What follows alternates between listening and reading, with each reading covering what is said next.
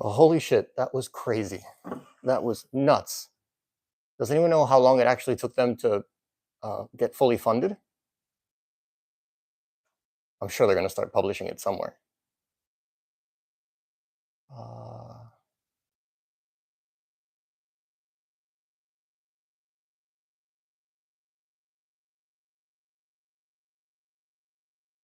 That is crazy. They're already more than double funded. And it's been, I don't know, 15 minutes? Wow. Wow. Holy balls. We all knew this was going to happen, but no one really knew. Like, it doesn't happen until it happens, right? It's crazy. That is so awesome. Wow. All right, well, it's time to celebrate. I've been working a lot and have not been drinking much. So cheers to everybody. Cheers to Warlord. Let's meet at the inn.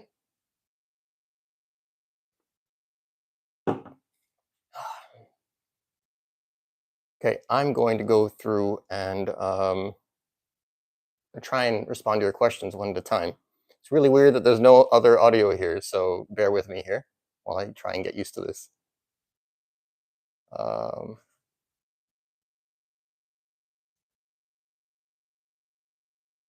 I'm 99.9% sure, just to go, I'll skip around a bit, but Mike Mitchell, you're asking if extras like the Box of Greed, dice, sleeves, and playmats are all going to be sold separately as add-ons.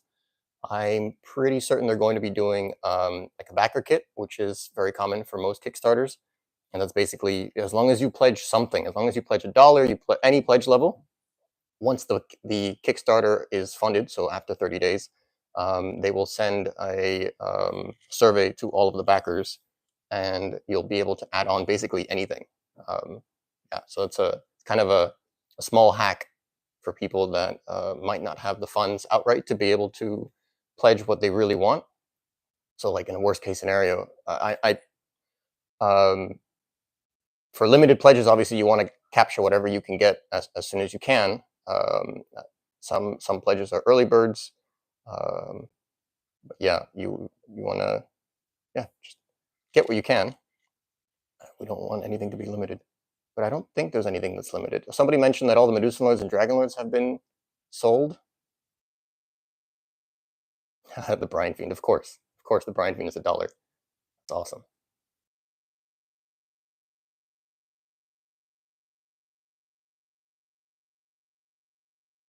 We have time for stuff that isn't limited.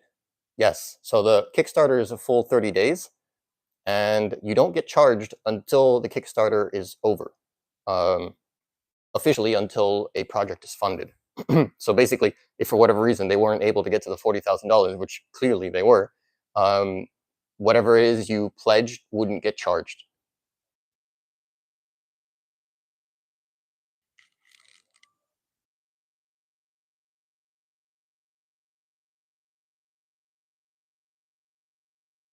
All right, so I'm going to try and go, I'll start from the top.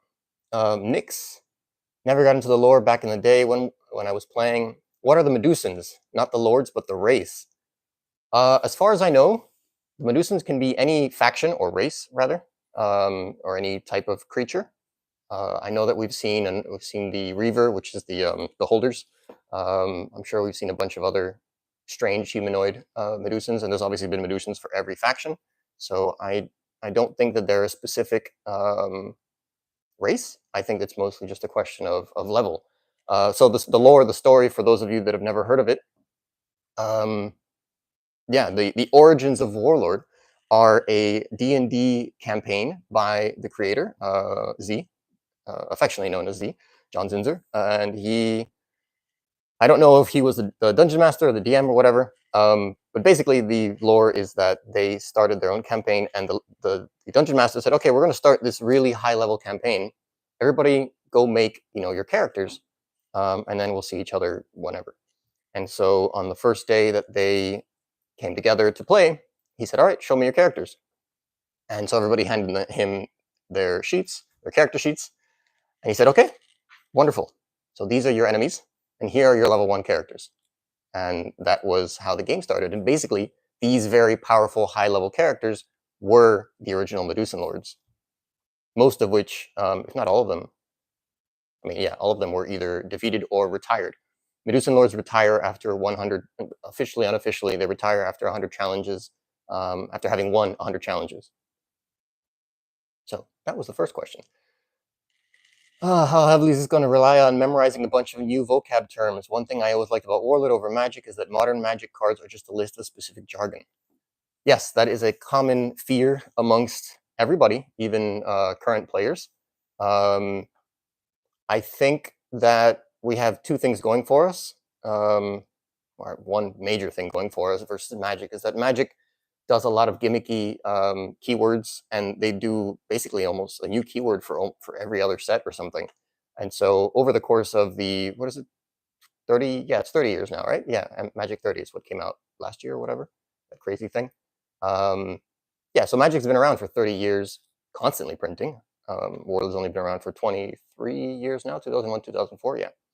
And obviously there have been periods of time where we haven't had new cards. And so the reality is it's still relatively a young game in like production period time-wise. So it's not too saturated. I mean, Magic has, I'm sure we can Google this. How many keywords are there in Magic? Keywords in Magic.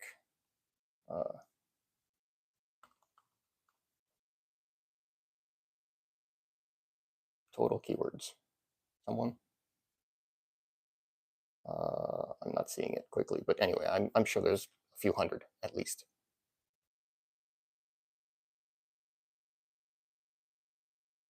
All right. If you're just joining, let us know where you're joining from, and when you started playing Warlord. How did you find out about Warlord?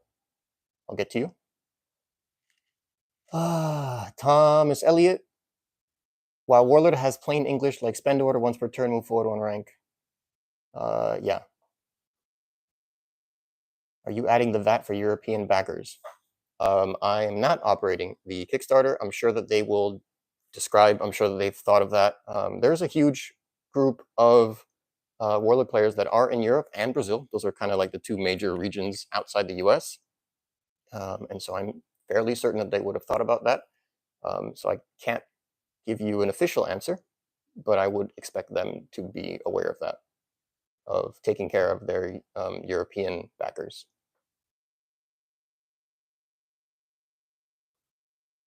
Can a backer just get to choose a faction deck or two, or do we need to get all the factions? You do need to get all the faction decks. I do believe they're selling them as a pack. I think they were $100. I didn't get a chance to read everything completely. I read a bit very quickly, but I believe the decks are $100 and that the MSRP on them is going to be $120.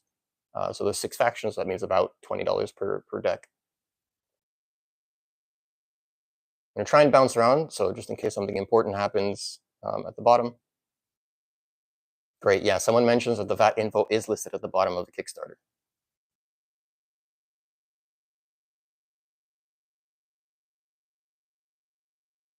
Let's see, what else?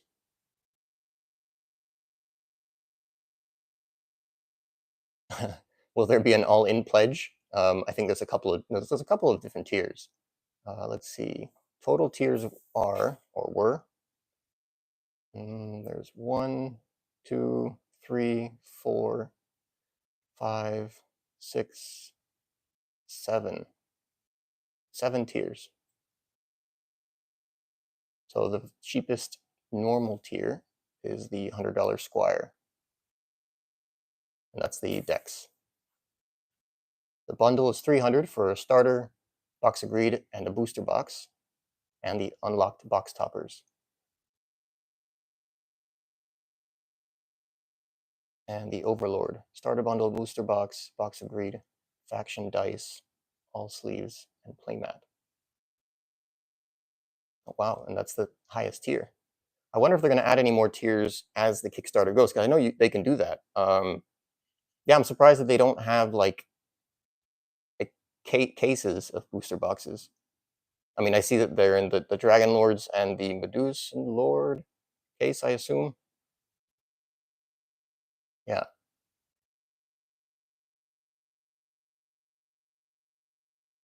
But I'm surprised that they don't have like a case thing. But I'm pretty sure as well they're depending on the fact that people are just going to be buying them in the backer kit afterwards.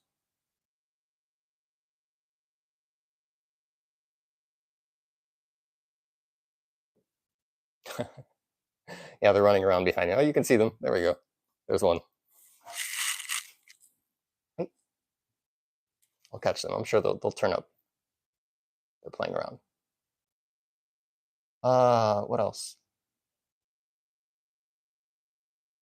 Good luck with the launch. Yes, I think they did very well. We were all so ready. So many of us were ready. We've been all waiting. We've been waiting years for this. This is crazy. I can't believe it's actually happening.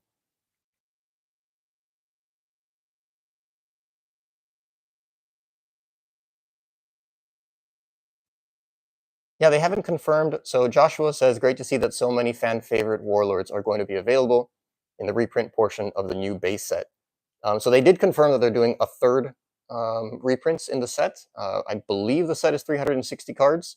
And of that, so that would be about 120 reprints. They confirmed that there were 4 warlords per faction, plus the draftable warlords, which is one of the coolest things about this relaunch of Warlord, is that the boosters are going to be draftable. Warlord has never really been draftable, but they figured out how to do a cube out of Warlord, and it was crazy fun. Like I was able to do it, I don't know, 3 or 4 times, and it was so much fun, and it was really easy, and it was pretty intuitive. Like it was this nut that was very hard to crack, and AEG tried doing it with the battle packs. And so the thing with the battle packs is like you got a random warlord, and then you got like a random set of cards for that warlord. Like they give you a starting army, and I think 2 or 4 or something like that cards to go with the warlord. The battle packs were like 22 or 25 cards, and then they had 10 random cards. So it was kind of like getting a base for a deck plus a booster pack. And I believe they were pretty popular. I wasn't playing much at that time. They're impossible to find now. But yeah, it's not quite the same. Obviously, it's a lot cooler to be able to choose and really everything a la Magic, and so that's basically what's going to happen now. There are going to be a bunch of random like default warlords that will be able to be used, and then if you see a warlord in the draft, they mentioned there's going to be 1 uncommon warlord for each faction. There'll be 1 rare warlord for each faction, 1 legendary warlord for each faction. I think the rare warlord, I'm not 100% sure. I think there might be a version of the starter deck warlord, because that's separate, I think, that might be available in the booster packs at a like alternate art or something.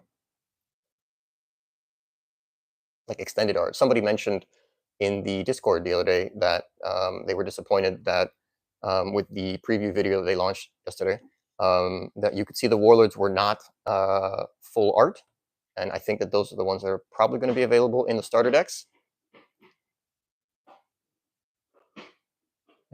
Let's see. Scroll down and see if anything's going on.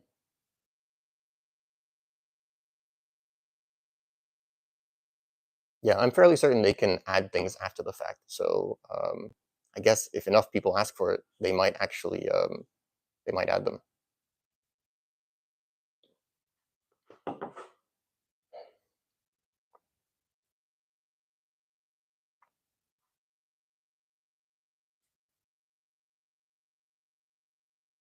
Where are we?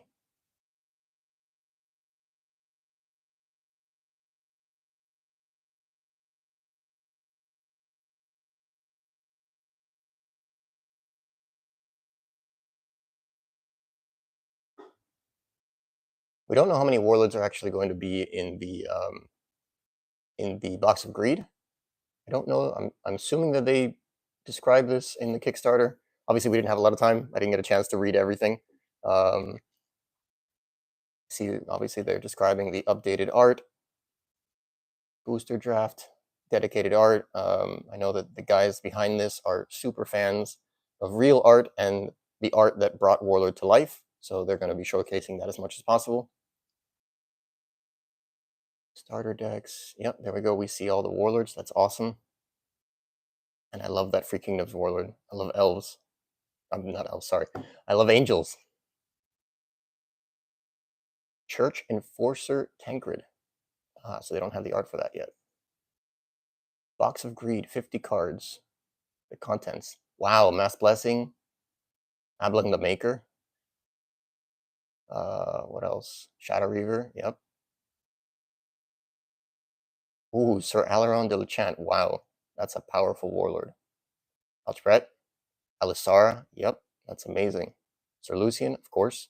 I know that we got the what is this? The level Potion of Youth. And so yeah, I was like, they have to include Sir Lucian, otherwise that would be very silly. We have Soralin here, Incinerate, Artek, Nilrim, Black Steel Daggers, those are hard to find. Jorn of the Summit, Obliterate, Stolen Destiny, Kafka, Tavis Jape, yep, with his errata. Lakar, Tathel Rowan, Tornya Scar, nice. Conjure Storm. That was never printed in non-foil, so that's going to be cool to get that in non-foil. Trevor Magson, Marcus Shaw. So yeah, that's about 10 warlords and some really powerful warlords in there. That's amazing. That's a massive amount of value for the Box of Greed. And I'm sure they're going to be going up. What are the stretch goals? So we already blew past the first stretch goal. That was 50,000 for the box topper extended art. Box of Greed, 100,000. Wow, we get the figurines. Okay, that's cool. Figurines are awesome, and it is really annoying that they were errated, and I mean, it's good that they did that, but they were all classless, and now each one is fixed to a class, so it'll be nice to have them actually as, you know, class items. And they didn't consider anything past 100,000. That is nuts. Wow. I mean, where are we now? Let's refresh this.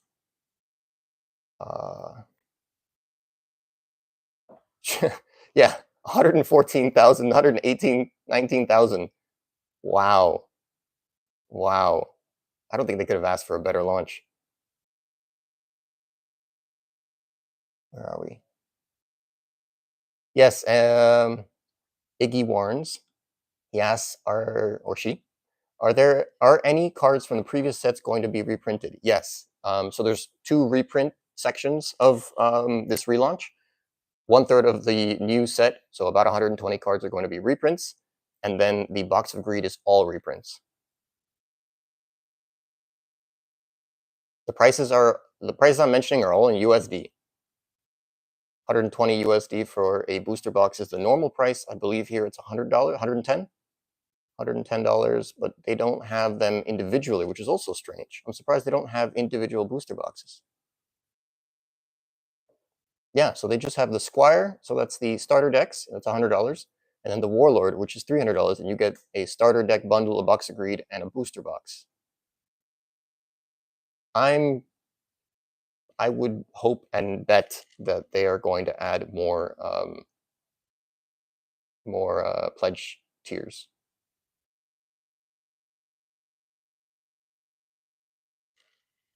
Let's see. All right, let's go back up and catch some of these first messages.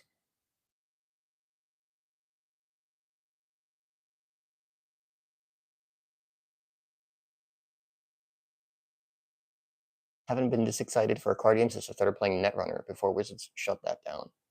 Yeah, I think a lot of us are crazy excited. I mean, again, we all dreamed of Warlord being relaunched, and there are a lot of naysayers out there. But I think a lot of us knew in our heart of hearts that it was going to happen eventually. And I think a lot of us are also fine with it not happening.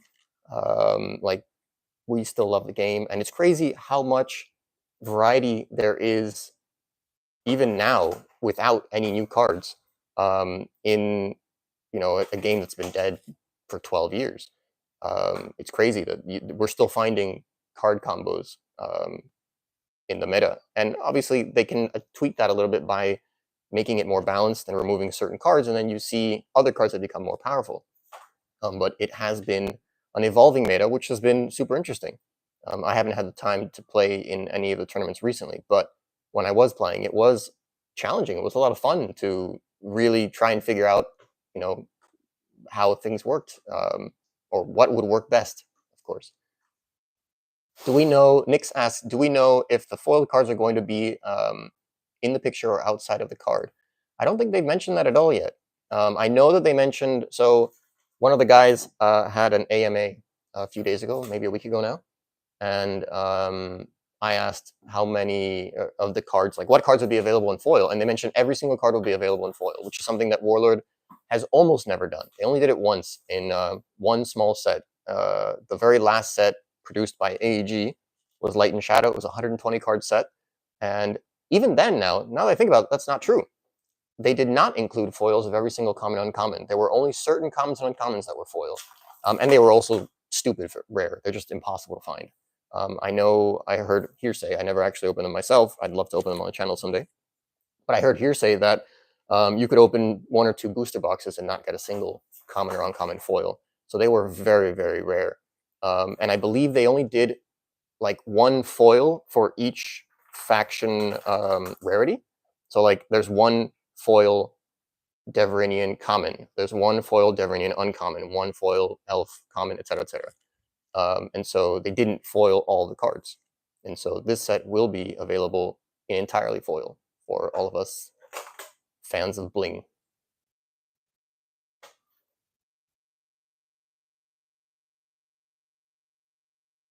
No one likes the dwarves. Don't lie to us, Thomas. Those stunties.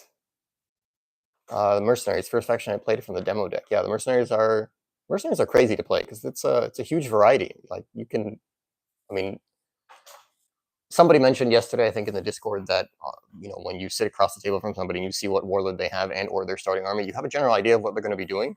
But at the end of the day, mercenaries are a bag of tricks. They are good fun. The seated observer, he says Nothrog and recently chosen. So yeah, the chosen. It's a darn damn shame that the chosen isn't in this base set. I'm a huge fan. I understand the logic. The guys have told us that the whole point of this base set is to really bring on people that are not currently playing Warlord, because there's a good bunch of us that play as often as possible. But the reality is, for Warlord to be as successful as it should be, as successful as we all believe it should be, they need to onboard as many new players as possible. And so they're trying to make it as simple as possible, and having a 7th faction apparently complicated things a bit too much. All right, so let's look at how I'm going to do this. So yeah, I've got a stack of warlords. Let me make sure that nobody here has said anything that's I need to discuss quickly. All I have still is a single elf deck. Don't worry, there will be plenty of cards available once the Kickstarter is launched, of course. And yeah, I will also have plenty of cards available. These are all warlord cards. Yeah, so stack of warlords. The way we're going to do this is I'm going to say that we're going to run a giveaway, and everyone has to put in a number from 1 to 20, but it has to be in order. So like you can't jump. Like it needs to be 1, 2, 3, 4, 5, 6, 7, 8, 9, 10 exactly. So basically, the first person that gets one of those numbers will be the person that could win if I roll that number. I hope that makes sense. And so basically, I won't roll until we have 1 through 20. Quit cheating, Thomas. Yeah, go for it. Go for it. 1 through 20. So Jonathan, you have to say 3 now if you want to be in. Otherwise, that 2 doesn't count.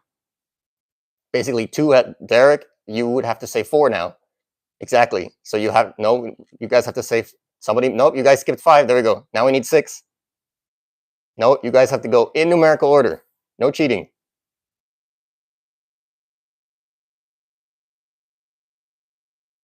12. Oh, in numerical order, guys. It's 1 through 20, but I need to go in numerical order. So basically, if I roll a 7, the first person that said 7 after the first 6 is the person that would win.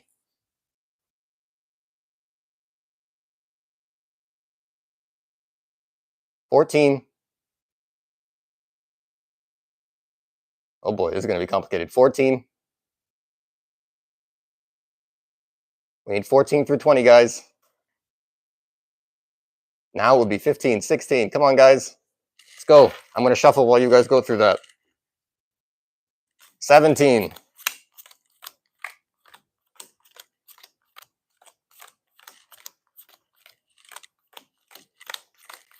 Ooh, I do have a pen. Great. 17, 18, 19, 20. Come on, guys.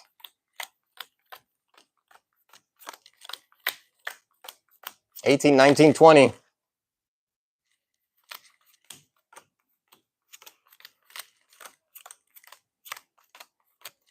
18, 19, 20. Ramon, 18, 19, 20. We need 18, 19, and 20.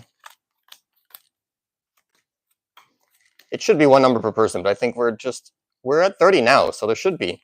Yeah.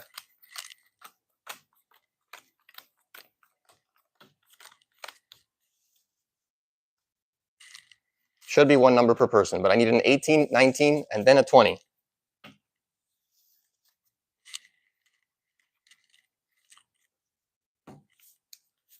All right, anybody, throw it up. 18, 19, 20.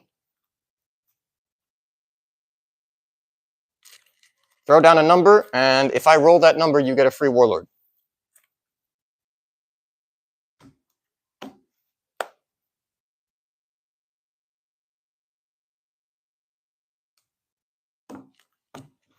I need 18, 19, 20, guys. 19 and 20. 19, I need a 20. Got to be a 20 after the 19. There we go. All right. Rolling the good old die. Who wins? It's a 2. Wow, we waited a while for that. So, 1, 2. Colat, you won the first Warlord. I'm going to randomly draw one, and it is a Slayer the Unkind. So, I have added the email in the description. Send me an email with your mailing info, and I'll get it out to you. This is anywhere in the world. Please include number 1. That way I know that that is your Warlord. So I'm going to try and do as many of those as I can. This is going to be a little bit more complicated. Yeah, OG Slayer. All right, let's try one more. Go now. Go now. There we go. Finn, you're at number 1. Everybody, 2 through 20.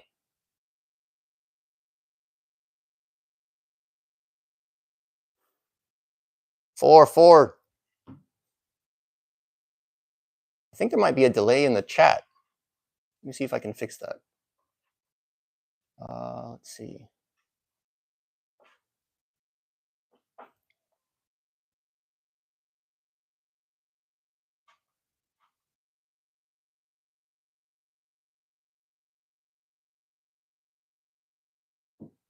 No, I think the chat should be, or the messages should be instant.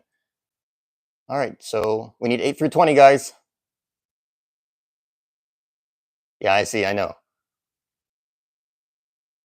We're doing our best. I'm sure there'll be an easier way of doing this in the future, but for now, this is what I figured out. 8 through 20, guys.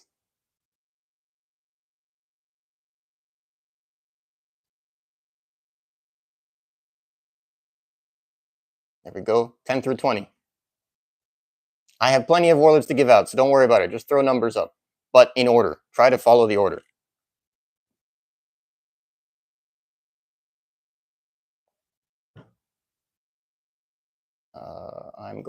While you guys are doing that, I'm going to scroll up and look at some of those older messages to see if I missed any. Returning player from Brazil. My favorite faction is the Freak. However, they need a first-rank character improvement. What? First-rank character improvement? The Freaks have some of the best level 1 characters out there. Brother Domini and Spencer. I mean, and there's tons of them. No, I don't think the Freaks need better first-level characters. Some of the other factions really need them, but the Freaks are pretty set in good level 1 characters. Yeah, Mitchell, you mentioned that the banner photo changed. Yeah, the banner photo looks amazing. All the products looked amazing. they look amazing on the Kickstarter. So where are we at now? See, on the Kickstarter, they're at 131,000. That is nuts. And they're not even an hour in yet. Jeez.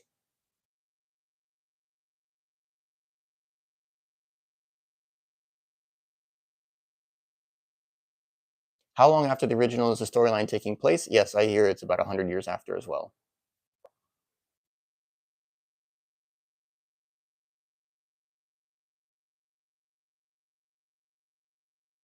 If it's just a what if thing. So the Hidden Heretic asks, I'm curious how warlords from 100 years prior will be handled for backwards compatibility. If it's just a what if thing, that is fine. I assume my main man Lund will not be alive and kicking still. All right, so the new Warlord is completely backwards compatible. Let me see if you guys are up to the 20. Come on, guys. We need 12 through 20 in numbers still for the giveaway. 12 through 20.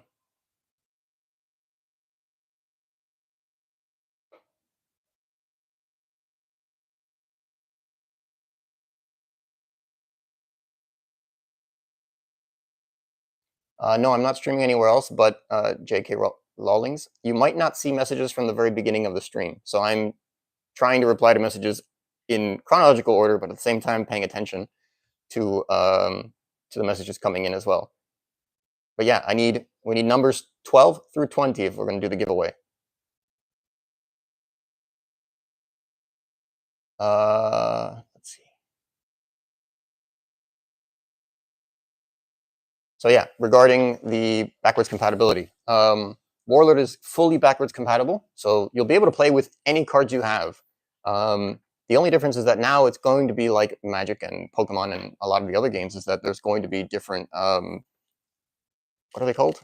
Types of tournaments, basically. So you'll have Ancients, which is almost everything, a balanced form of open formats. That's what they are.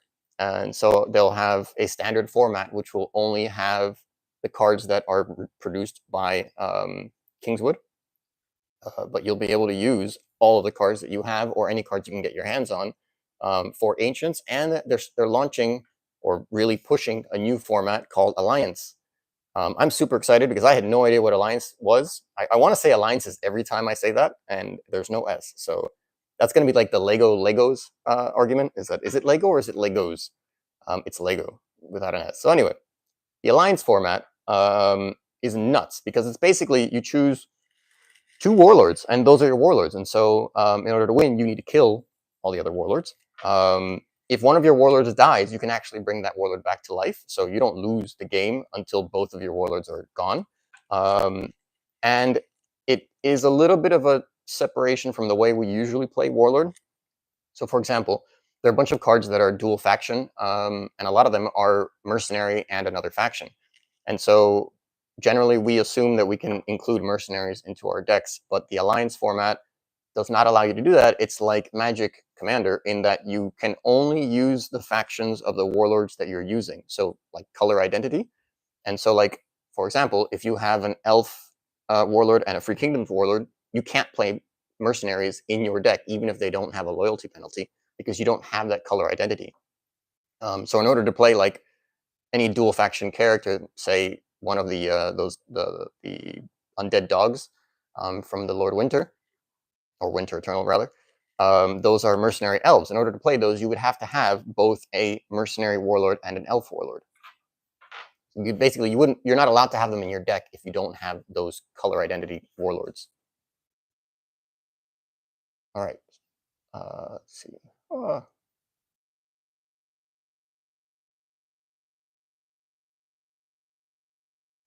right, I need 13 through 20, guys.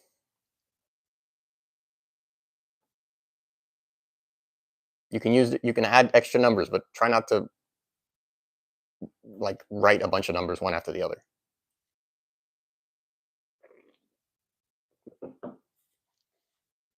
Come on, I want to give away all these warlords. Throw out numbers, people.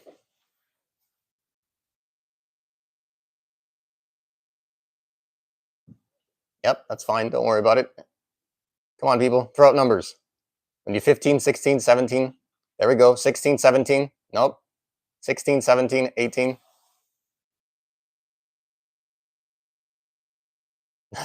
There's no 26 on a 20-sided die, Finn. 17, 18, 19, 20.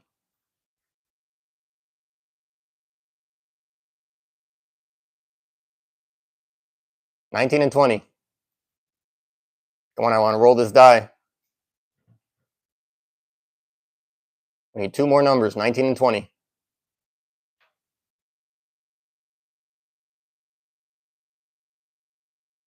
One more, 20. Thank you. All right, let's go. 6. I'm not rolling very high. That's pretty common for me. All right, so that would be Jonathan Trujillo.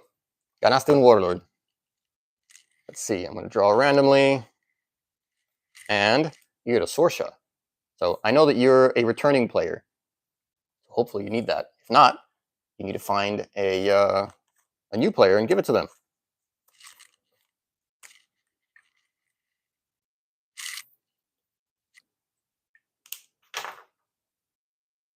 Hey, de nada.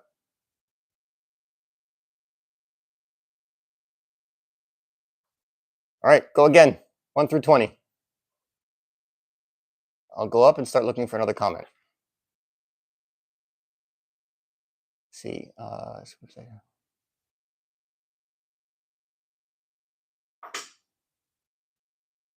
Suspension of disbelief, or maybe they'll only be usable in Ancients format.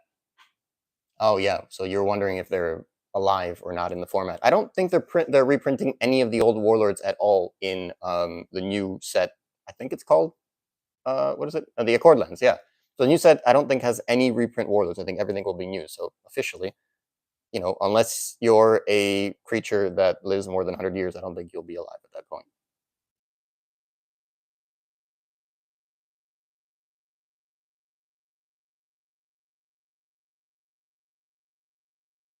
Yeah, I think that's one of the major. So the Hidden Heretic mentions he's super excited, and or she has been wanting this for years. He says they say I'll be buying enough to flesh out my collection and get lots of decks built up. Need to push this new edition locally. Yeah, so obviously it's one of the I guess the main things that we do as fans of Warlord is we just go out there and we're always trying to get new people to play, and I think that's happened throughout the history of Warlord. Yeah, Mitchell mentions that it's going to be a tough crowd because everyone plays Magic the Gathering, Pokemon, Star Wars, Flesh and Blood, Lorcana.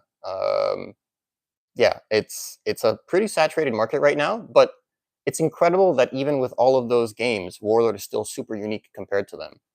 Um, I mean, we all know and love Warlord, and I think that there's just nothing else like it. So I've never seen anything else like it, both in the gameplay and the lore and the world. Obviously, this kind of high fantasy world that the Accordlands exists in, it's just a lot of fun.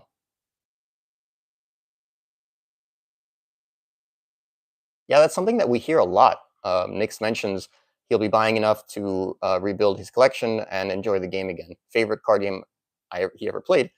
Yeah, that's like you constantly hear. I've been playing since 2001, and it's just something that I've always heard that people really Warlord just sticks with you. There's something about Warlord that really captures our imagination and really makes people love the game.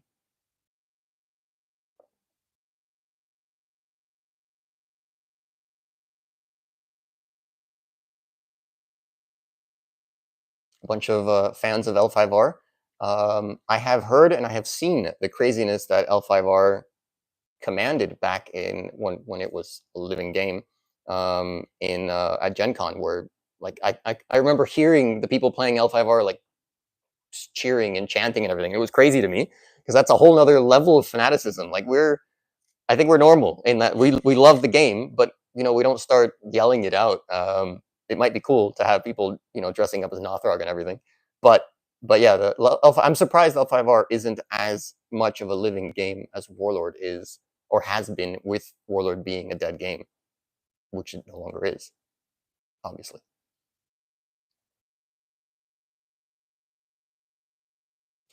Yeah, Brian says both L5R and Warlord were amazing games. L5R was more complex. Warlord was more fun. Yeah, I played a little bit of. I dabbled in L5R, and I remember it being pretty complicated.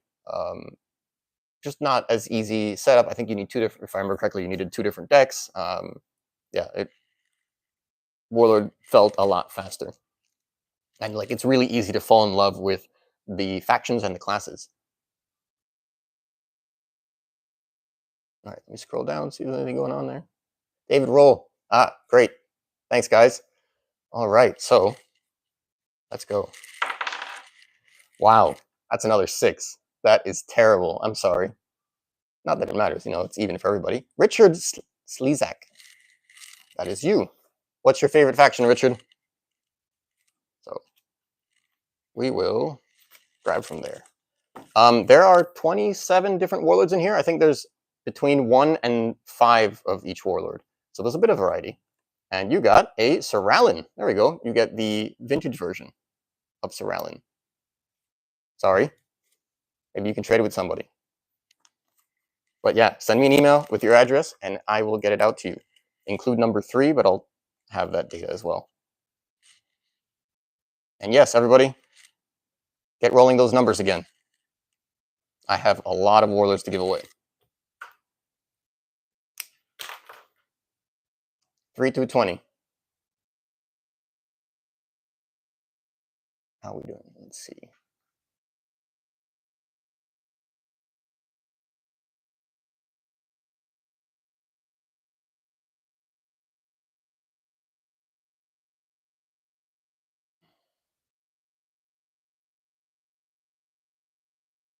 Oh no, is there a limit to the chat?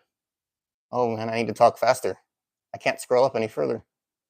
That's funny. Maybe let me see if I can see it on the back end.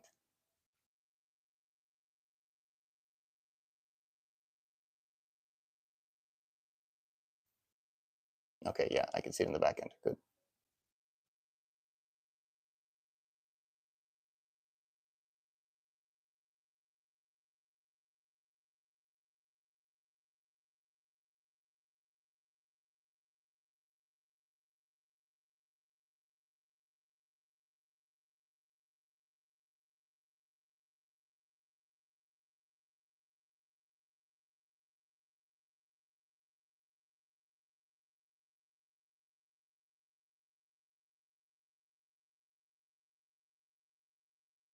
Yeah, Flesh and Blood. I haven't dabbled in it. I've just been super busy. Nick's, Nick's mentioned it.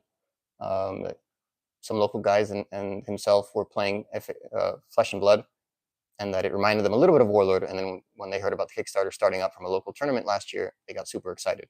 Yeah, again, nothing like Warlord.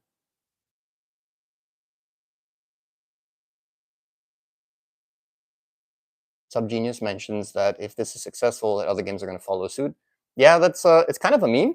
It's part of the problem. I think I'm not sure that Warlord suffered that fear, but there are a lot of people out there that don't like the idea of card games being launched via Kickstarter. They think that it's a scam, it's a trap. They think it's not going to have any long-term success, and I think that Warlord has gotten a very good balance of launching via Kickstarter to get people some cards as quickly as possible, but they are fully committed to going through distribution so that it will have as much reach as possible.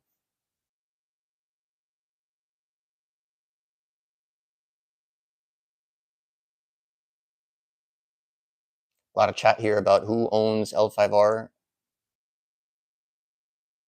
I've heard there's a lot of drama going on with them.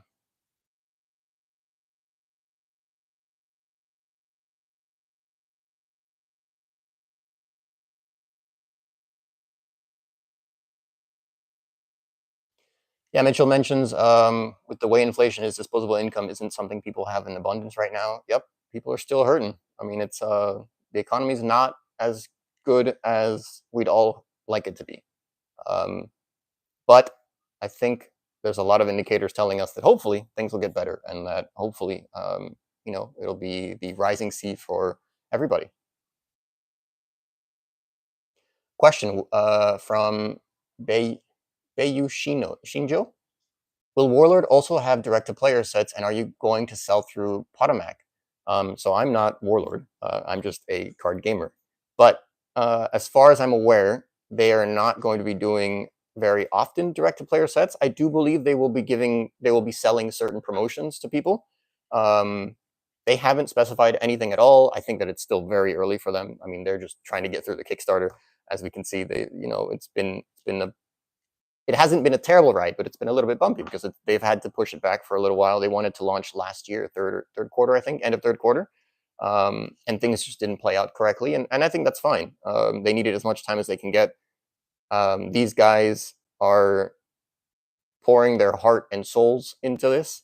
I'm extremely confident in what they're doing. Everything I've seen out of them has been just like fantastic. There's really nothing to complain about other than the time-wise, which people are impatient. We all love the game. We want to get it. We want to get cards in everybody's hands, but everybody wants cards to get in their hands. And I understand that, and I think they do as well. But I'm sure that they also don't want to screw it up because this is kind of a one-shot thing.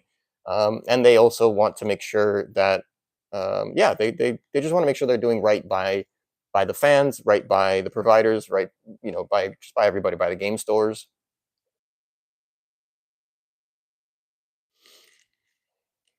Yep. Thomas, thanks for letting me know about the description, the link. It's crazy how fast it got funded. A few more old timers here, and we qualify for the AARP discount. I'm not sure they have that discount for Warlord.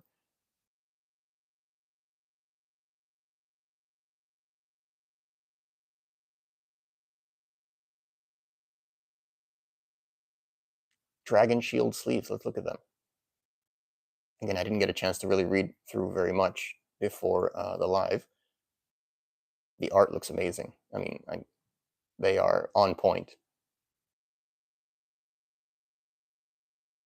I know I heard that the deck boxes are going to be different now. So I'm not sure if you guys know, but the deck boxes from Campaign Edition until Epic Edition were taller. They were weird because it was basically the cards. They were the cards like that, and the die would come on top. Everything before CE did not come with dice, and then 4th edition didn't come with dice either, except for the Learn to Play set. These, I believe, they come with dice in the decks, but the deck boxes are actually going to be fatter this time, so you can actually sleeve them, and they'll fit a sleeved deck, and they come with a D20.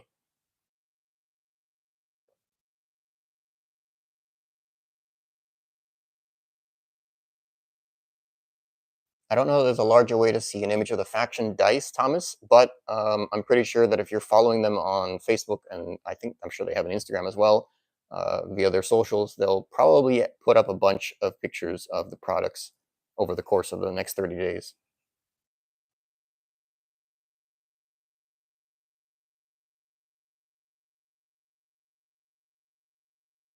I don't know how to check the time to see when the Medusan and Dragonlord's pledges are all sold out, but it's nuts to me that they don't have any other large pledges available. They're at 132,000. Now the big question is, how high does it go? The sorcery Kickstarter.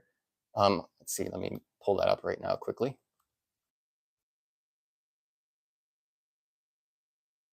Sorcery Kickstarter went up to, I think it was 4 million USD.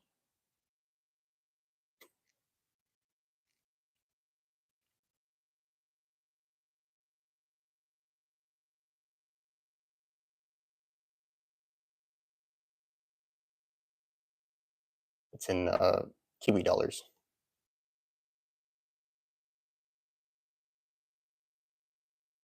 Bring that into American dollars. Oh wow, no, 3.5. All right, 3.5. $3,470,000 with 6,456 backers.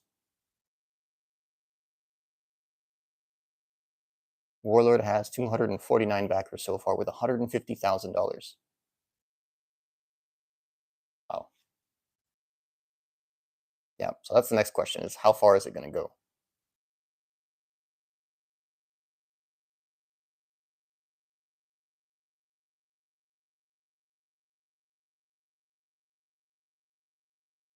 Mitchell, again, you can pledge whatever it is you want to pledge. You can actually change the pledges. You won't be charged until the end of the campaign, or the end of the, I think that's what it's called, right? Yeah, Kickstarter campaign, yeah. So in 30 days is when you actually get charged. You can pledge whatever you want.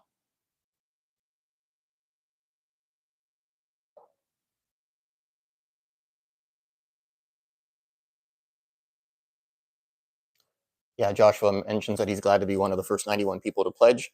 It's a shame I didn't notice that they had anything special for like the first pledges. I know that complicates things a lot, but it is nice to see some of the creators when they're launching their Kickstarter, um, give out special things. I know a lot of the artists when they do Kickstarter, like prints and playmats and stuff, they give out free artist proofs for like the first 100 or a couple hundred people.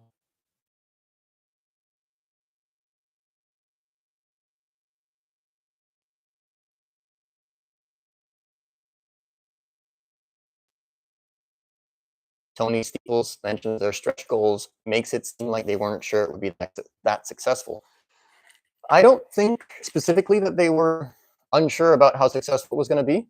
I'm pretty sure that they just wanted to get it launched. Everyone's just dying to see it launched. I want to scroll down again. Let me see how we're doing here.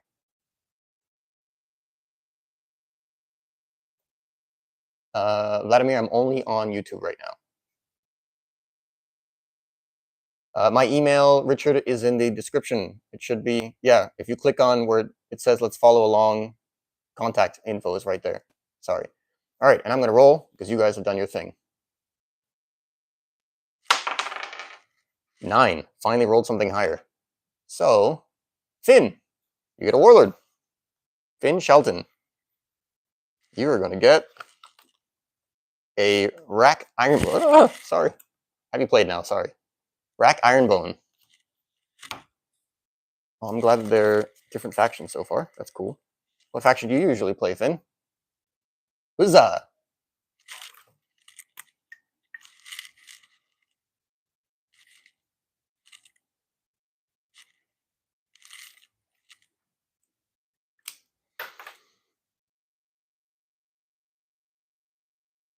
Oh, okay. Well, welcome, Finn. He's a great Warlord. He's got 4 hit points, so he's a chunky little guy. Yeah, guys, drop numbers again. Let's go. I'll roll again. 1 through 20. Scroll back up and keep going.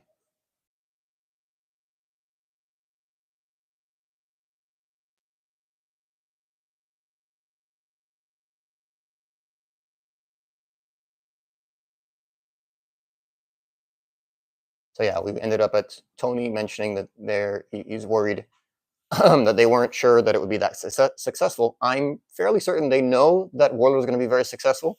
I'm pretty sure that it was a question of just launching on time. I believe that they've been very tight on their schedule. They had to push it back 1 week already. They wanted to launch earlier today, I think, and so it just kind of, that's why I expected to start earlier. I'm glad I was, still getting ready. But yeah, I don't think it's a question of not knowing. I think that they're going to add a lot of stretch goals. I would hope so. I mean, I'm not 100% sure, but the little that I know is that I'm sure that they're aware.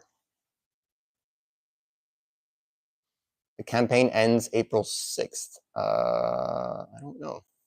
Let's see.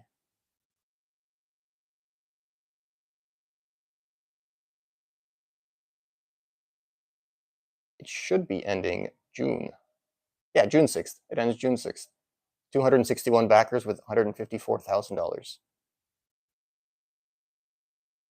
See.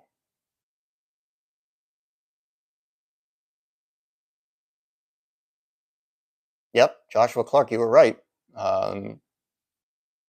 They topped 100,000 within the first hour, which is wild. That is wild for a dead game. So yeah, Mitchell, I got to you earlier. Was that, are the extras going to be available separately? Yes, I believe they'll be doing a backer kit, so you'll be able to buy whatever you want after the campaign is done.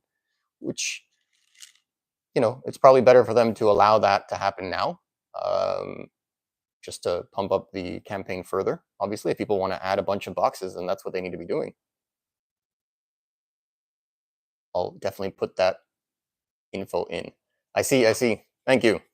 All right, rolling again. 12. Yeah, we're getting there. Whoever gets a 20, I'll roll twice. There you go. All right, this is Faiza Natoya. She's one of the hard ones to pronounce. That is for, sorry, Subgenius.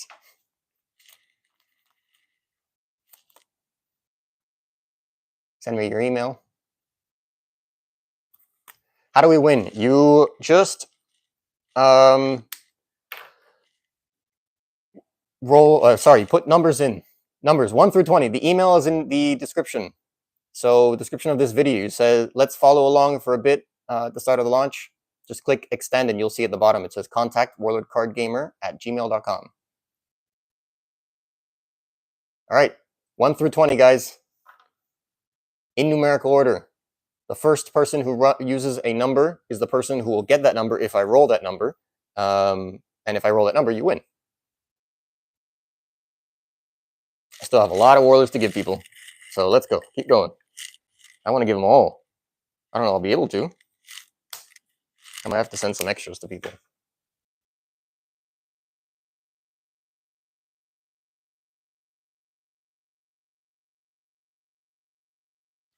So Thomas Elliott asks a while ago now. I'm trying to catch up, but there's a lot going on. What's a box topper? Box toppers are common in particularly Magic. I'm not sure if they exist in any other games, but I know that basically when you buy a box, it'll have like an extra special card inside the box. And so I believe what the plan is with the Kickstarter right now is that the box toppers are going to be the extra elements that you need, the tokens, for drafting warlords. So they should be like the starting armies and the warlords that you can use for drafting warlord.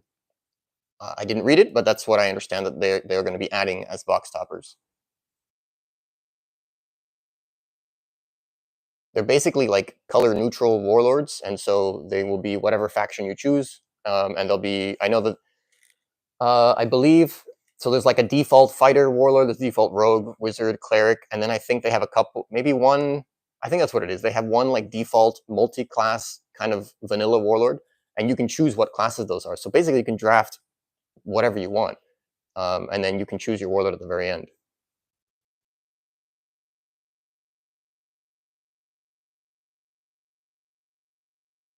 Luke says, roll 2 dice for each round of numbers. Yeah, I think I'll do that. We'll do that, Luke. That's a great idea. All right, I need a 20, guys. 13, 14, 15. Yep, I got you, Luke. That's a great idea. I don't know if I can add it. Can I add a... No. All right, I did 20 and I can roll. There we go. Thanks, Luke.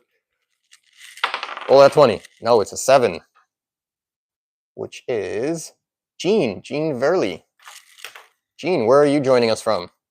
And you have won Duchess Brimmin.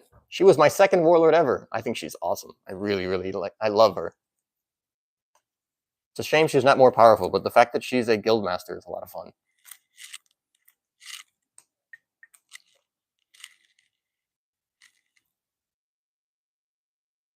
Jean.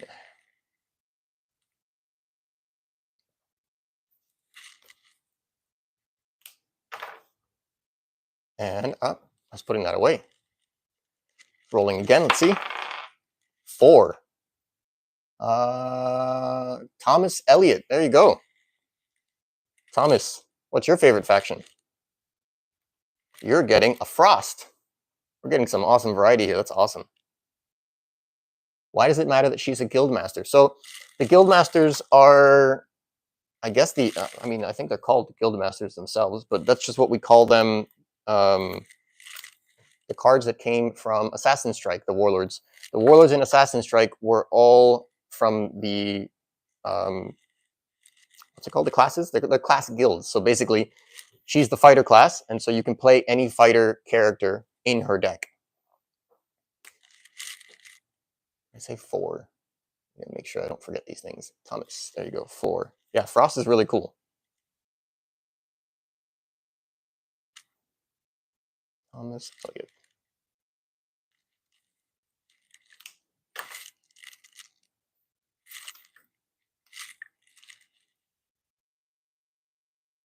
All right, numbers. 1 through 20, guys. Okay, let's see. Kickstarter, do we have time for the stuff that isn't limited? Yes, Joshua Kolb asks, new to Kickstarter, do we have time for the stuff that isn't limited? Yes, you have the full 30 days to pledge whatever you want for the stuff that isn't limited.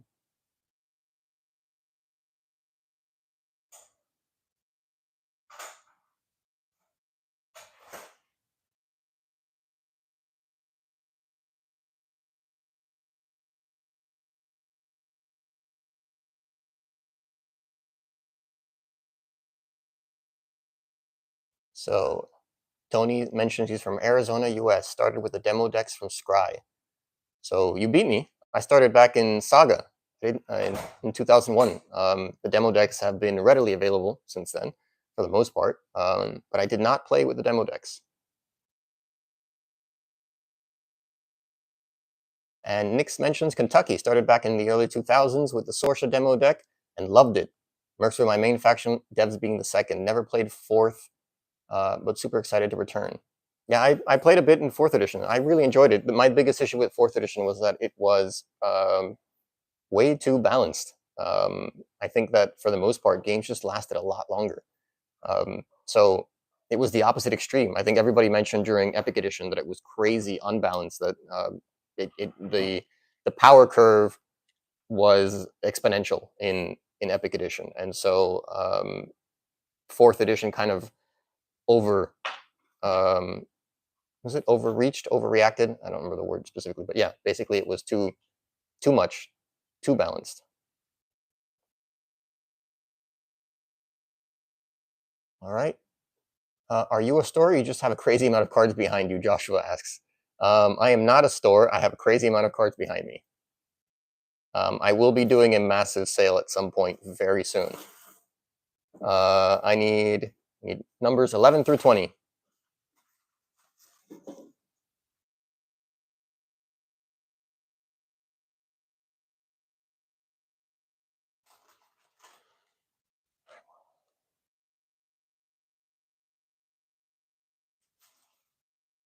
Yep, Joshua said they passed 100,000 back at 241. So that was about an hour ago. Have they passed 200 yet? Let's see. Reloading. 161,000. So they're on track to. They're definitely going to get to 200 in the next hour or so, at least.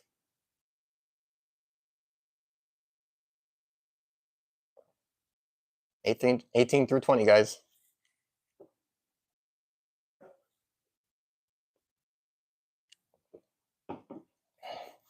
Colat, Tennessee, started playing in 2004. What was your favorite faction, Colat?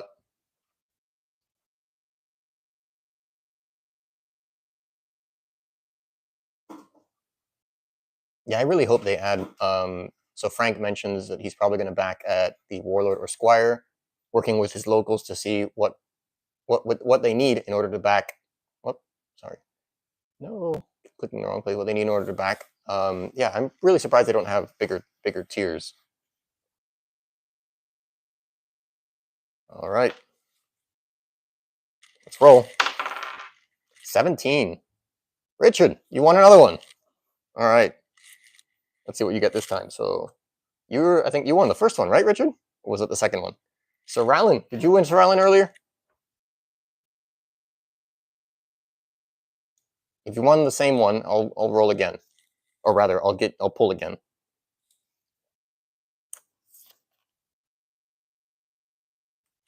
You got, yeah, so you got Sir Rallin already. All right, so I'll pull again. All right, Gothek. Yeah, you got Sir Rallin. I've got them in order here. She's a scout. She's a lot of fun. If you like shooters, archers and everything, She's cool.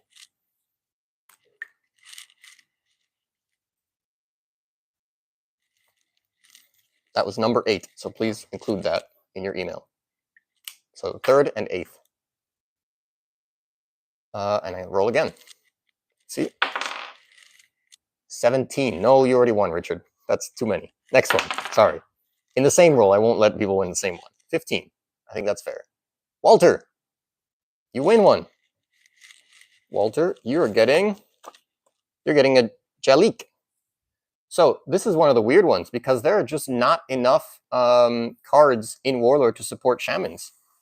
Like, it was mostly a flavor trait. I think there's half a dozen cards that have anything to do with shamans. But the guys behind the Kickstarter have mentioned that they will be doing a lot of shaman. Well, they'll be doing supporting all of the different traits. So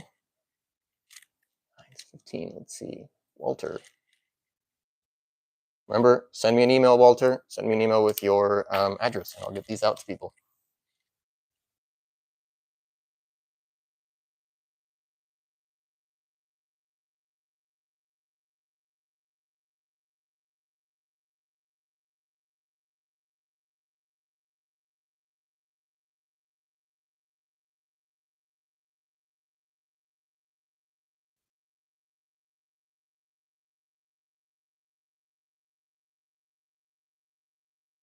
So Igit warns, he mentioned, or they mentioned, are there any cards from previous sets going to be reprinted? Yes, they will be reprinted. 1/3 of the new set is reprints, and the Box of Greed is reprints. Any plans? So Bayu Shinjo, any plans for a bounty hunter type program to grow in the game? Yes, they have mentioned very, very specifically. Many people have asked about that. It was a very popular system that AEG had. So they will be supporting some sort of bounty hunter program. Joshua, yes, we're all super excited for this to return. Sargok and Krenthor, I don't think that those are in the Box of Greed yet, but they could be.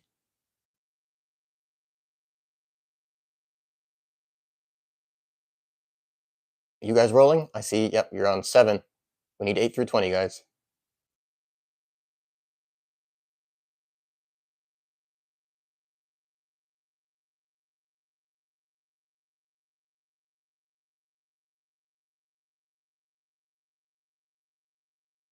So Mitchell says, yeah, all he has is a single elf deck, and I'm sure you're going to add plenty more stuff once this is launched, and I'm sure a lot of things are going to come out of hiding in the next few months as well. Dwarves don't rule. Dwarves are the worst. No one likes dwarves. Come on now, Thomas. I did win a tournament. I won a sword tournament with King Zod way back in, that would have been 2001 as well. That was for Good and Evil. That's a funny story there. I was 16, if I remember correctly. And the adult that was with me was very unhappy about having lost to me in like the top 4, and then having to chaperone me with the sword back home, because the guys at AEG couldn't give me the sword because I was a minor and it was a weapon. And I was the only minor that won one of those sword tournaments. So that was like their uh-oh moment. They didn't think that through.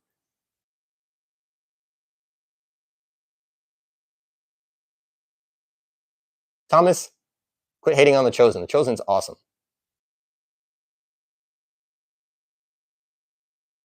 19 and 20, guys. You guys are out of sync. I need 19 and 20. Joshua mentions quickly, Mentalists and Monks had more support than Shamans. It's good that they will get some of the new tools. Yes, they will. Everybody's apparently, everyone's getting love. That's what they have mentioned. They have mentioned, the guys have mentioned that one of the way that they plan on being able to show so many subclasses and like flavor traits love is that they're going to be designing cards that are generic, and that they'll get certain bonuses if this person is something. And I don't think that there weren't enough cards like that in the past. So, for example, I don't know, some sort of front rank action that gives +5 to fighters will be a +7 to barbarians or something like that. That's what I understand as what their strategy is going to be about being able to support a bunch of different subclasses and flavor traits. Yes, Nix also mentions there that they did also mention that not all dragons and monsters are going to be just throw into mercs. There will be factioned. That's going to be really cool. Yeah, the monks were very popular, Gene. All right, so we got up to 20. Let's roll. 7. That is Walter. You win another one. And you get a Khan Malak. Free Kingdoms. I think that's the first freak today. Yep. So you are number 10. Khan Malik. Walter, please send an email and mention number 10.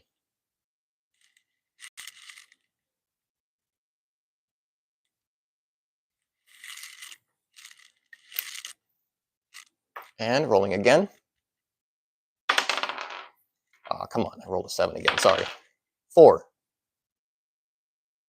SW. So, SW, you're going to win a Warlord. They're all shuffled up, so I have no idea what I'm grabbing.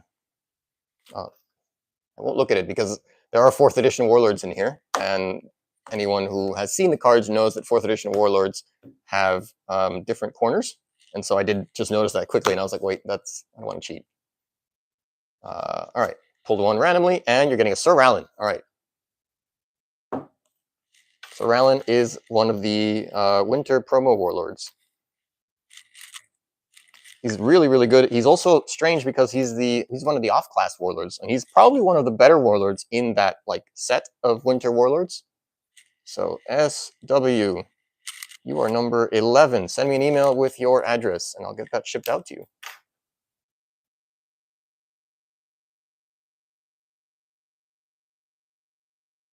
All right, let's see. Michael Trehorn, he mentions, I had to sell most of mine. I have the 6 pre-made decks they did.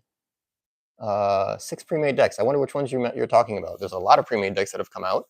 But yeah, a lot of people had to sell their collections over the years. Stuff happens. And obviously going through 2020 was difficult for a lot of people. Hey, Matthew Clow. That's awesome. Yeah, I've played in the UK. I played in a tournament there. One of the guys is very, very... There's two guys. One of them, I think, has kind of retired. And he, I think, ran some really big tournaments. But there's another guy that runs and has had a relatively active playgroup in the UK. And there was one time that I spent a day or two with them. It was a lot of fun. Yeah, that's another story. Richard, he mentions that he lost his collection in the flood. Yeah, I've heard a lot of that as well. Again, 23 years have passed, and so there's tons of things that, you know, parents threw them away. They get lost in a move. It's tough to find old cards now.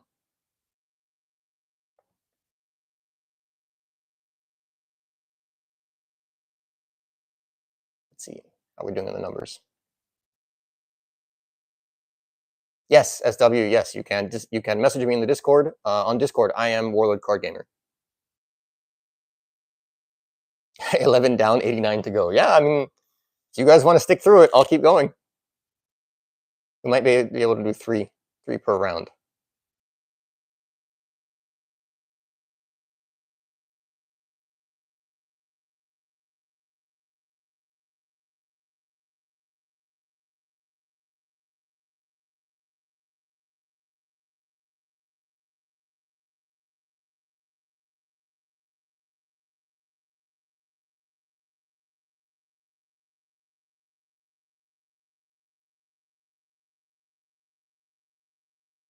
Edgar says, sure, Ancients is balanced.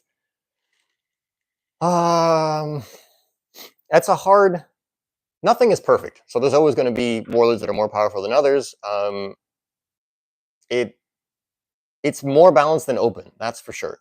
I think they try... It's a very delicate, fine line to go between trying to make it a fun format, trying to make it a welcoming format, and also not wanting to ban cards that people really love. Like, I know that it was with a heavy heart that they banned the Dahlia a year and a half ago, 2 years ago. But they just had to. Even I had come, and I don't consider myself an incredible player, but I had come to the conclusion that basically any deck should run at the Dahlia. And so when you have a card that is an auto-include into any deck at 3x, it just doesn't make any sense anymore. Like, it just... you want to have variety. The more variety you can get in the format, the better.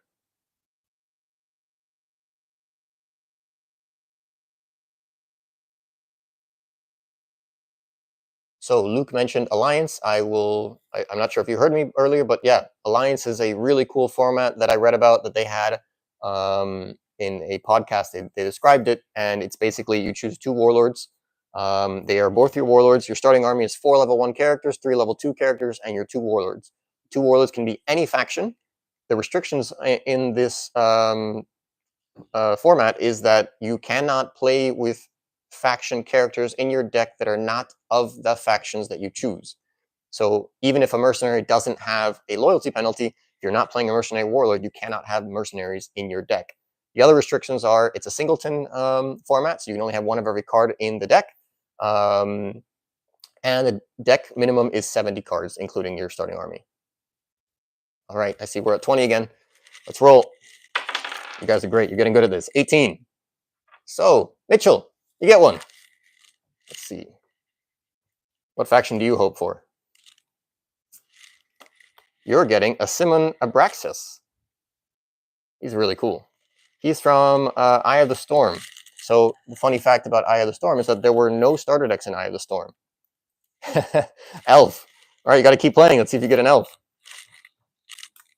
Let's see, so that is 12. Send me an email.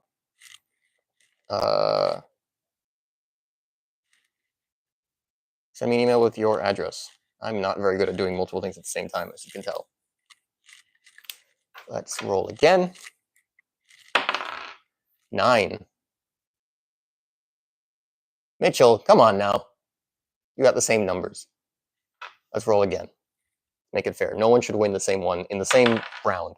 I rolled a 9 again. That's ridiculous. If I roll another 9, you're getting it. Okay, no, I rolled 13. Richard, you get another one. That's awesome. Richard, you're getting a Sir Robert. There we go. That was my first warlord ever. I still remember the moment that I bought this deck. He is an awesome warlord. I love the Free Kingdoms. I mean, that's basically what made me fall in love with Warlord back in 2001.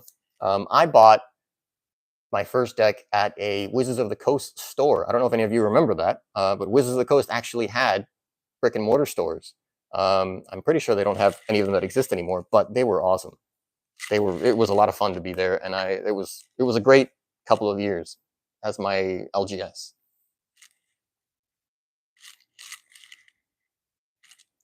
Let's see, Richard. There you go. Yeah.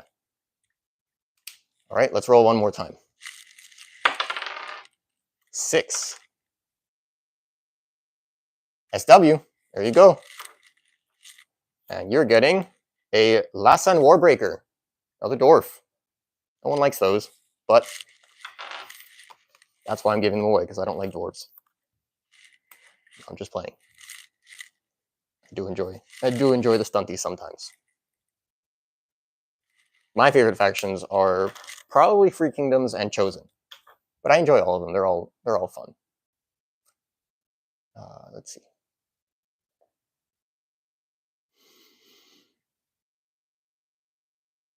Did they announce Adarimi? So Jonathan Trujillo, he asks, oh, I'm set for that Adarimi and Tavis for the win. I know that Tavis has been announced. He's in the Box of Greed, but is Adarimi in there? I didn't notice that. Yes, it's not pronounced Adarmi. It's Adarimi. I actually know the guy that designed the card, and what the story of the design is, it's his name and his sister's name. His name is Adam. You can see that on the side of the card. And so that's why it's Adarimi. I don't remember what his sister's name is, but yeah, it's Adarimi. Not Adarmi.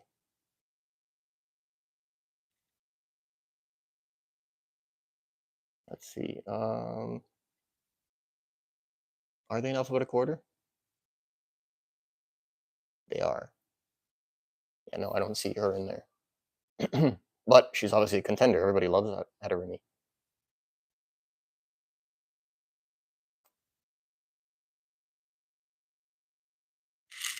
Did I do 3 there, or was that just... Yeah, that was 3, right? Okay, so go for numbers again. 1 through 20, guys.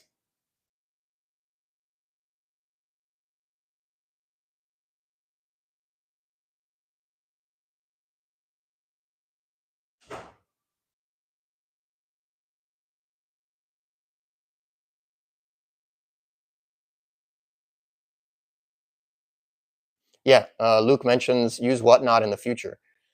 My interest is peaked on Whatnot, of course. I do see that this feature is probably a lot easier through Whatnot, but I really wanted to focus on the YouTube channel first. But that is something that I am strongly considering. I might do some Whatnot stuff in the future.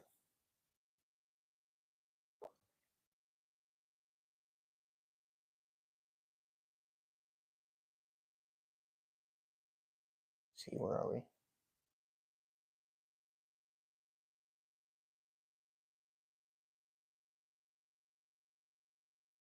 All right, I don't know my...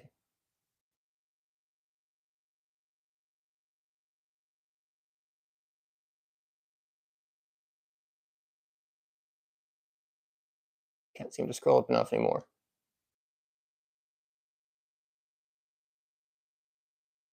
All right, Zombie Sex Machine mentions one thing that they liked about Warlord was that the card quality. None of the Warlord cards have curled, unlike my new Magic cards. You, sir, or ma'am, have never ever seen a Assassin Strike foil clearly. Those are the worst. They're straight Pringles. They are like this. But that's because they're full foils. The other foil types are less prone to curling, especially the ones with like the foil around the border. I don't remember those curling very much, but the ones that the EE foils, which are like the foiling on in the middle, which I think is the nicest one, those I think do curl a bit, but not as much. Nothing like Assassin Strike. Assassin Strike is nuts. Distribution, Luke mentions, distribution usually hates Kickstarter because stores usually get their product in bulk from Kickstarter first, and it hurts their bottom line from pushing the product. Yeah, I understand. Obviously, but you know what? There's an argument against that because I'm pretty certain that distribution would be selling product at a lower price than Kickstarter does to stores.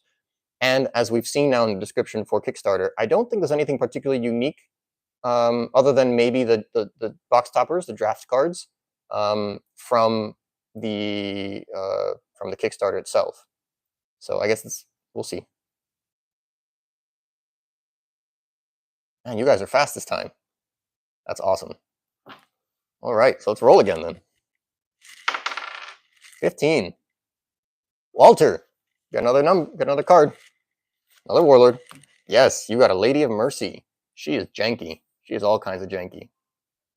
Have I frozen?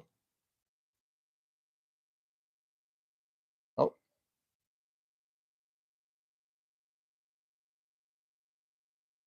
There we go. Okay. Yeah. Walter, you get a Lady of Mercy. So 15, 15, 15.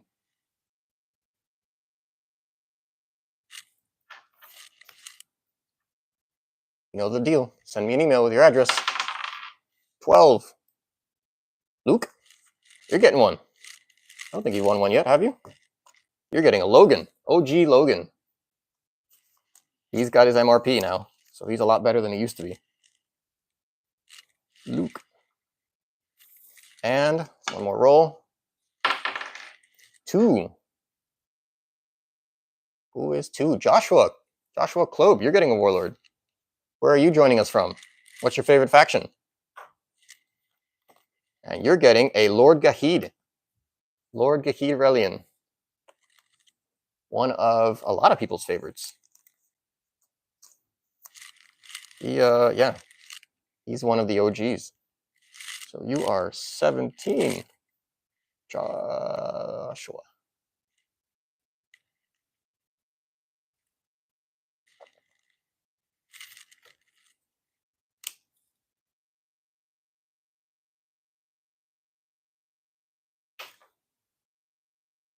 Thank you, Sly Fox. Thanks for coming in.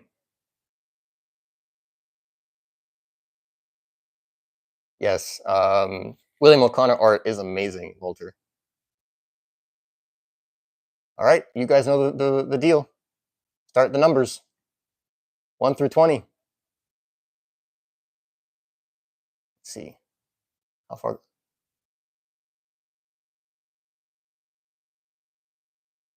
Yes, Gene mentions playing monks was always one of their favorites. The monks and mentalists were unfortunately also very stunted. A lot of people basically say that monks were like second-class fighters, and the Mentalists were like second-class wizards. A lot of their actions were shared, and there was definitely not a whole lot of support for them after Southern Kingdoms. Unfortunately, that is a common situation that happened throughout the AEG period. Things like the Reaver, for example. We never got another Reaver. Whether or not that was for some sort of trademark infringement, we never really heard. But it's a shame that we didn't get any more Reavers and eye stalks, because that's a huge fan favorite. Mitchell mentions he hopes so. Some Draco Liches for the elves. Yes, they have definitely confirmed that there will be dragons for every faction.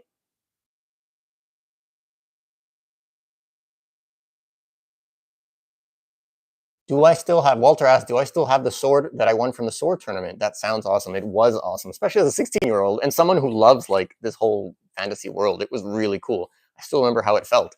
I don't know where it is. I believe my parents have it somewhere. So hopefully they still have it in storage somewhere. I would like to have it again, now that I'm older.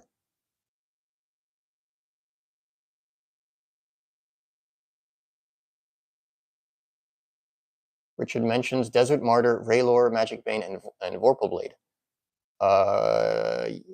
Yes, Raylor is nuts. Desert Martyr is also a great way for Raylor to score a critical hit. But what you're missing in that combo is that it's only a melee strike, so you need to find a way to hit that person. And so I had a friend that used to love Raylor Magic Bane, and his shtick was using, I think it's called Use Magic Device. It's a level 5 rogue action, I think. It's rare, and you can use a wizard item. And then he would put the Crystal Sphere Staff on Raylor, which is a level 9 wizard item. And the Crystal Sphere Staff is spend order, perform a +4 range strike anywhere in the game. And so he would use that to basically poke at anybody from anywhere. You could obviously use the combo that you mentioned with the Votar Charm and then hit anything in the back ranks. Yes, Richard, stop winning. Ramon Peña mentions that his first warlord was Krun from the demo decks. Yeah, again, I didn't play in the demo decks. I think if I had to pick a faction that wasn't my favorite, I'd have to pick the Nothrog. Something about them just doesn't, I don't know, doesn't work with me. But, they're fun. I've definitely got a few Nothrog decks. Ragnar is actually one of the ones that I've always wanted to like really build out. The fact that he's a paladin is obviously so random for an Nothrog, so it's pretty cool.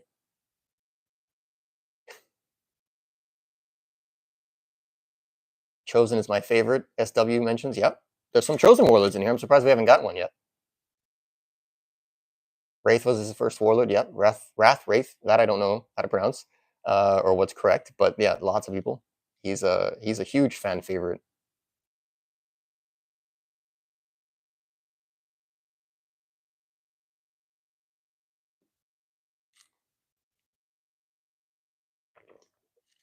Let's see.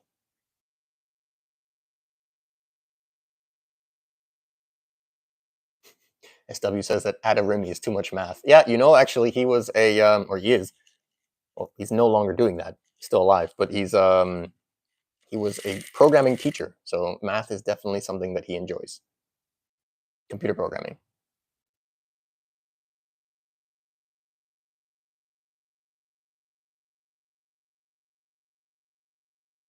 Nix mentions he likes the alt art for Lady of Mercy. I don't know. It's really annoying that they misprinted her card as level 5, because that really makes her less appealing to use. You want to be able to see the numbers that are correct on your cards.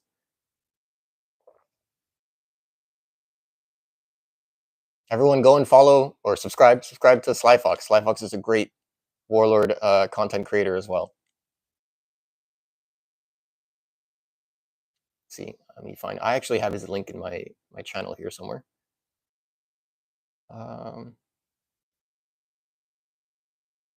But I'll drop it in the chat.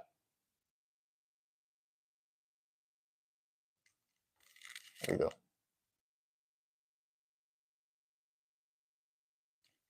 Modern Artifice, he mentions Andalwick and Monkey Paws. Yes, Andalwick has always been one of my other warlords that I wanted to play extensively. It's just so appealing to have 4 melee strikes outright. Yeah, and the fact that you can discard a card to perform an attack without spending to stun characters has always been something like you have to be able to break that, and he'd be pretty powerful in the front rank. Let me see. I think you guys might be down to, yeah, you're down to the 20s.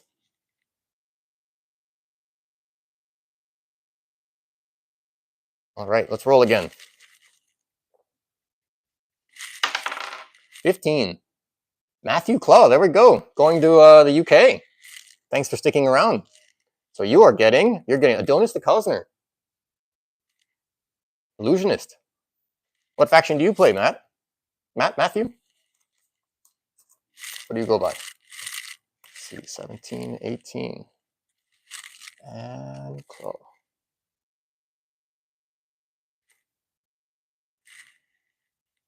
Congrats.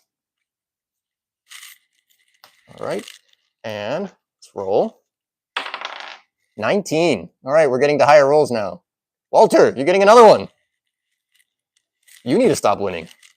Sulak Bloodgullet, getting a Nothrog. Another one of the Eye of the Storm Warlords, which Eye of the Storm, again, did not have a starter deck. So the only way to get these was from stores.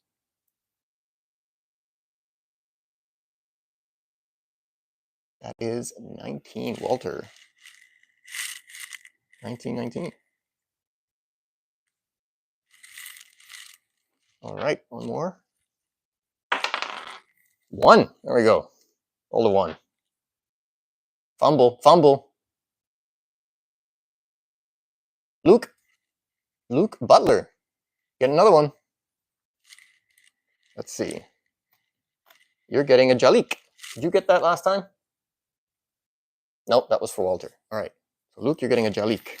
Again, the Shaman. Hopefully he'll have a lot more support in this 5th edition.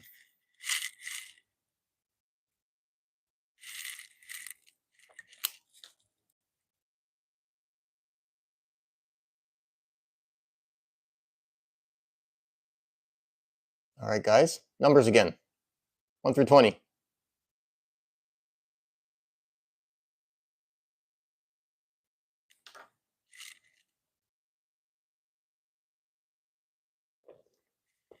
Take a look at the Kickstarter. How are they doing? 172,000 with almost 300 backers. That's wild. So they started at 219, and it is now 4:06 in Eastern time. So it's been just under 2 hours, and they've done almost 200,000. Wild.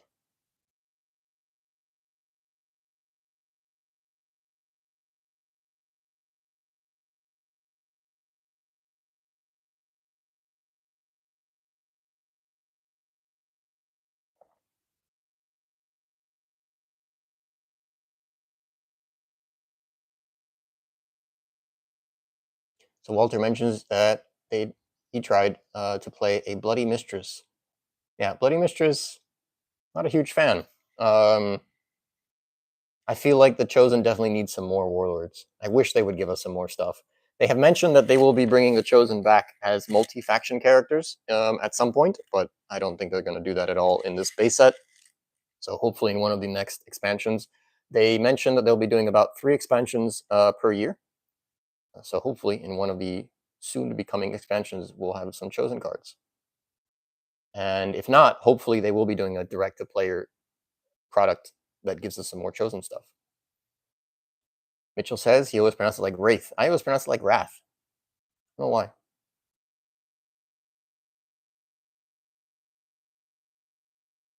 Lord Sather, you can be in it. All you got to do is give us the numbers. I need 19 and 20, and then I can roll again. Need a 20.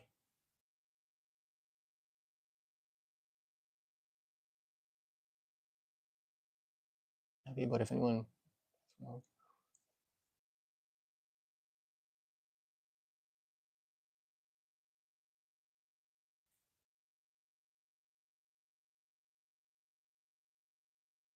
Did 2 decks to fight each other as demo decks. Lady of Mercy versus Lady of Death. Lady of Death?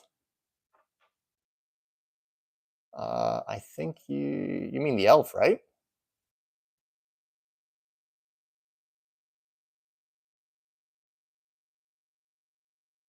Let's see, Lady of Pain. That's what you're talking about? Lady of Pain's an awesome warlord.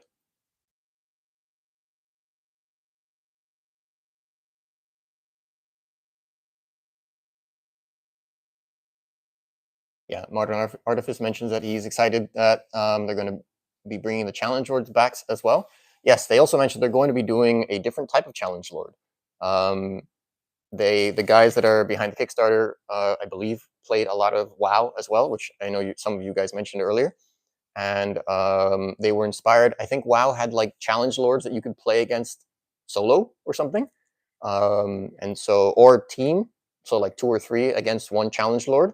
So I know they're exploring ideas like that. I also know that they haven't publicly disclosed, and they haven't told me anything either, but they've kind of mentioned that maybe the Chosen will come in as kind of the big bad guys. And so we might see them in that capacity as well. All right, Richard, thanks a bunch for coming along. I hope I do a lot more of these in the future.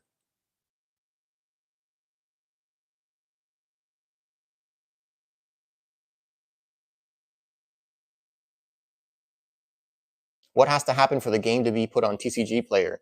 On a Killer 81 mentions. I think the guys behind the Kickstarter are pushing for that. I know that TCG Player actually did do an article about Warlord, so they know that we exist.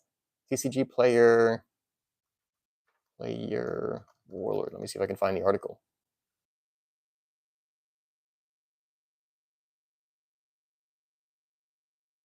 No.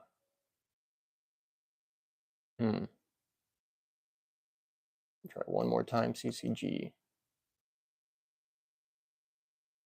No, I didn't see it. Oh, there we go. Yep, I found it. Yes, I did find it. Let me link that article below now. There you go.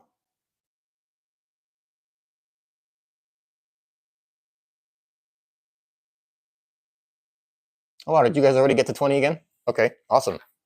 All right, let's roll. 10. Modern Artifice, you're getting one. You are getting a Sulak, the Nothrog again, from Eye of the Storm.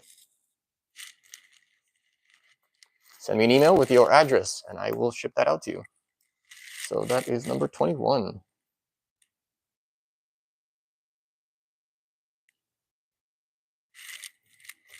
And 16. Mitchell, you get another one. You already won one, right? What are you getting? Another Lord Gahid. Awesome. Still haven't found that Chosen Warlord yet. 22. And there is more than one in there. Mitchell.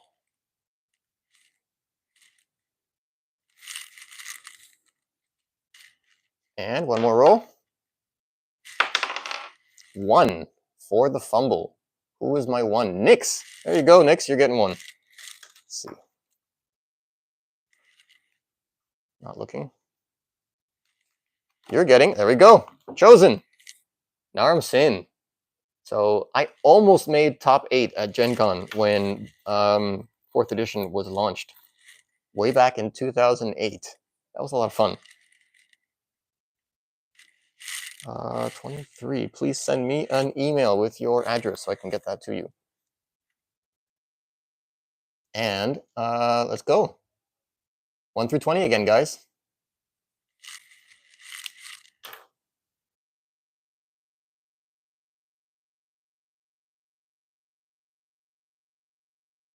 Let's see. So anyway, yeah, on TCG, I am aware. The hearsay is that they are trying to get Warlord on TCG Player. I don't know how soon that'll happen, but I'm fairly certain it's going to happen sooner than later.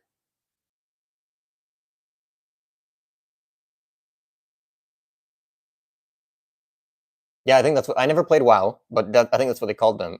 Mitchell mentioned love the raid decks from WoW. Yeah, I think that's what they were. Is basically something that you would play 2 or 3 versus 1 deck. Yes, Luke is name dropping Woodrew as a big fan of WoW. He was. or is. I'm sure he still loves it, but now he's all in on Warlord.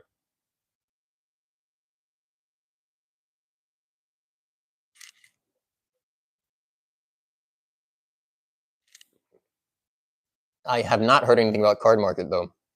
Ramon, which I think is joining us from Spain, he mentioned that it would be great if it was on Card Market because that's basically what sells to EU players. But like I said, I'm very aware that they have made it very vocally clear that they're going to do as much as possible to cater to the I want to say international players, but basically people outside, anybody outside the US. I didn't get to that. Like I couldn't scroll far enough. And I remember somebody mentioned, why was Warlord so popular in Brazil? I don't know the specific answer. I know that somebody mentioned in a chat somewhere on Facebook that one of the major Brazilian players who made a huge effort at translating cards, translating lore, translating rulings and everything into Portuguese recently passed, unfortunately. He never got to, so he didn't get to see, obviously, the launch. But they mentioned that he was a huge influence into the success, the early success of Warlord in Brazil. And I have heard of Brazil being a pretty big place for card games, Magic and stuff like that. So I'm not entirely surprised. It's a huge country too. So yeah, that's about as much as I know about why Warlord was so successful in Brazil specifically. I know there's patches of people all over the world. Actually, there is a player locator for those that aren't aware. Let's see, Warlord cards. Let's see.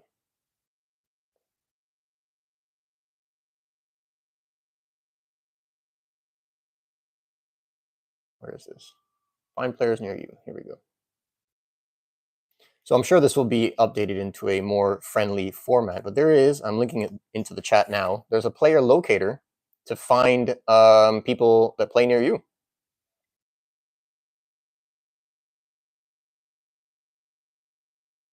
All right, we need 17 through 20, and then I can roll again.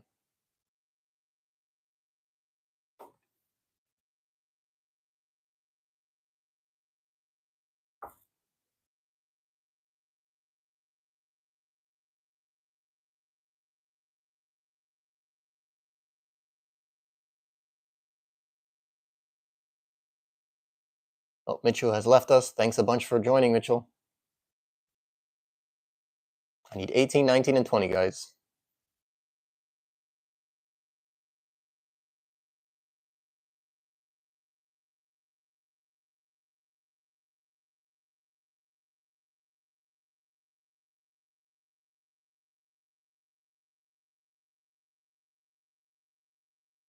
Card game. So Zombie Sex Machine mentions the Card Game Geek was where he was getting his singles.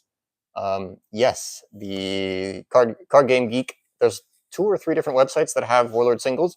Card Game Geek is probably the biggest one. For better or for worse, they're in Italy, and so if you are buying from the US, then it will take you 2 or 3 weeks to get your cards. But they do get there, and they're very dependable. And they have probably one of the best varieties of singles for Warlord in the world. But I do know that there's another website in the US, I don't remember what it is right now, that is trying to stock Warlord as well. And I'm sure that others will pop up.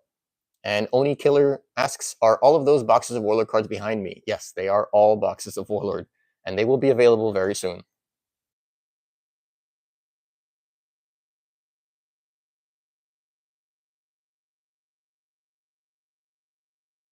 I genuinely don't have anywhere else to kind of really record, so figured why not.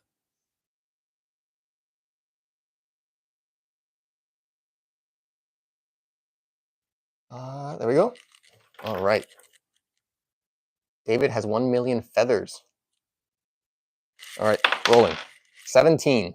Derek, yes, you get one. And you're going to be getting...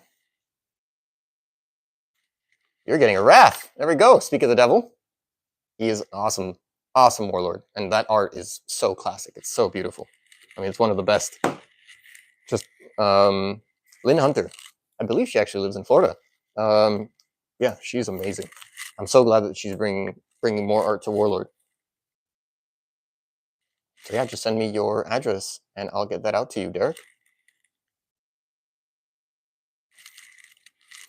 And next roll, 2. I haven't rolled a 20 yet. Matthew Claw, there we go. Taking advantage of the fact that I'm shipping overseas, might as well ship more than one. You're getting a Lasan Warbreaker.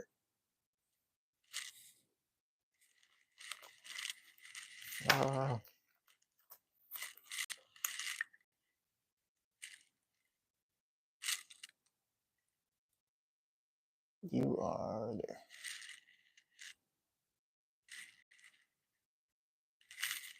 And one more. 20. There we go. Finally rolled a 20. Modern Artifice. Nice. Getting another one. And you're getting a Frost. Dwarf Warlord. From the, was it the, I want to say Christmas, but it's not Christmas. It's the holiday season Warlords. Modern Artifice.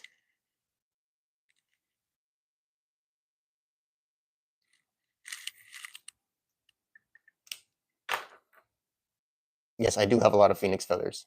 Thoughts on the dungeon card type? Neat, but slowed the game down is how I found them to be. So, dungeons. I think that they're really cool, and it's a shame that we don't have more dungeons. Winter Warfare, yes. Yeah, the dungeons, no problem. My pleasure. It was actually Daniel's idea. He didn't tell me to do it, but I saw him doing a Warlord giveaway, and I thought that this would be a really cool medium and an amazing day to do this. Yeah, so dungeons. I really enjoyed dungeons, and I think that it's a shame there aren't more. Same thing as the Chosen. It's a shame there aren't more dungeons in the game, more variety to be able to really play with them. And I think that they also only existed in a very small period of Warlord's history, which was an Epic Edition, basically. I don't know. I don't think they came out in like EE base set. I'm pretty sure it was in one of the later ones. So there's literally only like an hour. Sorry, an hour. Literally only about a year or two's worth of usage in the dungeons for dungeons, and now in Ancients. Thanks, Ramon, for tuning in. I think if you're in Spain, it's getting late over there. See you in the next time.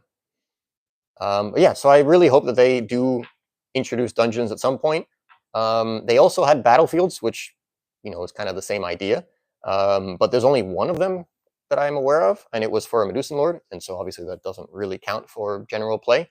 But the idea of we're doing a battle, it's one warlord against the other, and giant fights and everything, and it's epic, and obviously it's happening somewhere, and so it's really cool if they would be able to create a physical representation of where those battles happen. Michael mentions, I doubt anything from Phoenix Interactive will make it into 5th edition. I actually think that might be wrong. And I basically, with the AMA that the guys did was that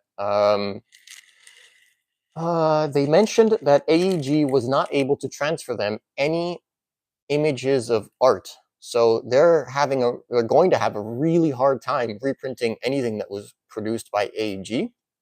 Not only that, AEG produced cards from 2001 to 2007, so that's like 15 to 20 something years ago. And so the rights for the art for those cards has expired. Apparently, all the rights were between 5 and 10-year contracts. And so if Kingswood Games wants to renew and reprint these cards, they need to get the rights for the cards. And so there's a double hill to climb to be able to reprint some of those older cards. I know that there was a huge drama during 4th edition so 4th edition had a special set called the 10th anniversary set, 10th anniversary open set or something. It was 10 AORs, AORS. And it was 110 cards, so it was a lot like this Box of Greed that we're getting. And it was just reprints, and it was a bunch of reprints that were supposed to be to help people get into, open. Ancients didn't really exist at the time. And that I can remember. I might be wrong about that, but I'm pretty sure that it didn't really exist. It was mostly just 4th edition and open.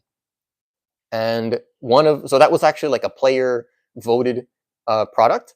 And one of the big like uproars among the community was that I know that they wanted Terror Shard, the level 7 dragon that destroys items. He's super powerful, does 2 wounds with every hit. they wanted him to be included, and the Phoenix Interactive mentioned that they could not get the art for that dragon. So even back then, so we're talking like 2010, 2011, even back then, art was difficult to acquire. And it was a whole nother world back then, especially like 2001 to 2007 when AEG was running Warlord. I mean, the iPhone didn't exist yet, right? I think the iPhone came out in maybe just the very end. The iPhone came out in 2007 or something. But anyway, whole other world. So Modern Artifice mentions that instead we got Supremacist, which is also a great include. But people were really angry. I remember it was a huge drama. People were really angry that Terror Shard wasn't included. And there were a few other cards that they weren't able to include. So the whole point of this conversation, roundabout way, was to say that I do think that they will actually be, they're going to be more prone or more able to reprint things from Phoenix Interactive versus anything from AEG. It's just because maybe there are files that exist from that, I want to say epoca, that time period of production. Where in Florida, Geeky, that's where I used to play. Where I grew up in Miami, so I used to play a lot in Miami. Roll numbers, guys. I forgot about that. We all forgot. I'm getting into the conversation. For 1 through 20, guys. Let's see. So Nix asks, question, I remember back in the day that someone had mentioned that either it was a specific Medusan Lord or all Medusan Lords used D30s. Was this correct or told wrong? So that is correct in the sense that there was a specific Medusan Lord. I think it was a joke or something. I think there might have been both Medusan Lords. One where they rolled a D30, and I think there was a Medusan Lord that rolled 2 D20s or something like that.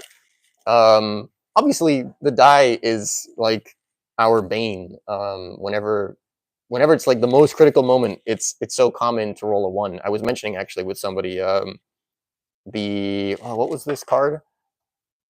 Destroy an item from, it's a level 1 rogue action. Level 1 destroy an item. Come on.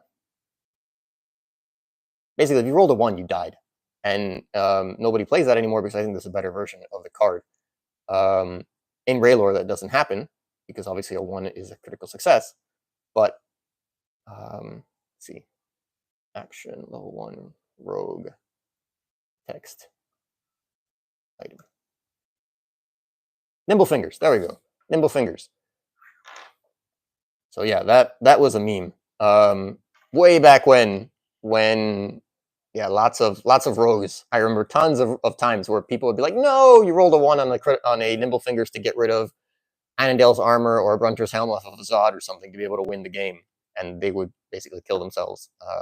So yeah, so there were lots of Medusan Lords that messed with the dice in order to try and have a much stronger. Geeky Artificer mentioned that. Yes, it was Nimble Fingers. Yeah, that was such a classic moment. What is your opinion on devs? You haven't mentioned them at all yet. Devs. I'm a huge fan of Paladins. I love Paladins. So I have played, Sir Alaron. I'm surprised that they're including him, but that's awesome that they're including him. I'm looking forward to see if I know that. What's his name? Hold on. The new art for Jason. He's escaping my name right now. This artist, really famous artist. I'm doing the Accordlands. Advanced Mercenary. Cleric. Mercenary. Set. Champions.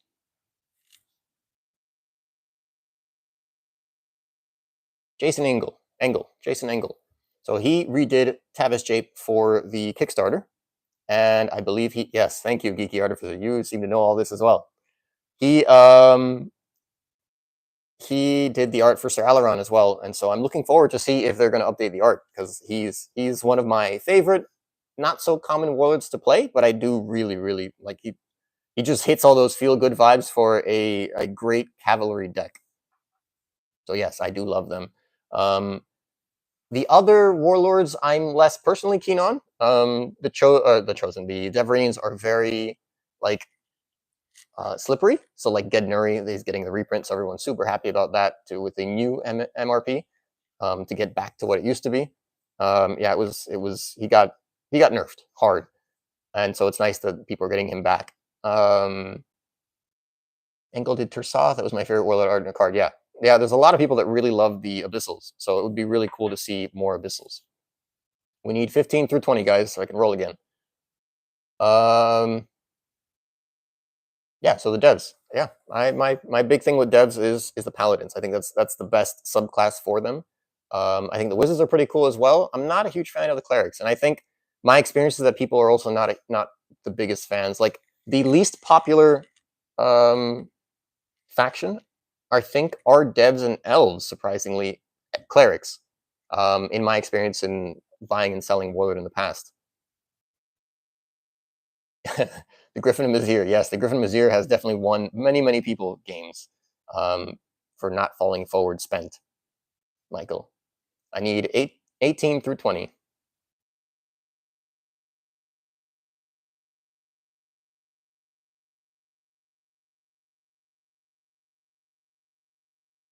Oh yeah, Michael Draven mentions the ML that rolled, the Musenlord that rolled 2d30s, crit on 10, 20, 30, killed by Aiden from Michigan. Yes, Aiden is a legendary, a legendary Warlord player. He took down, I don't know, 2 or 3 at least Medusan Lords.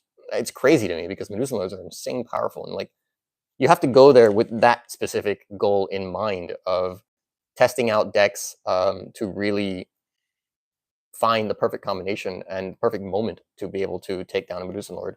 I don't think I could ever do that.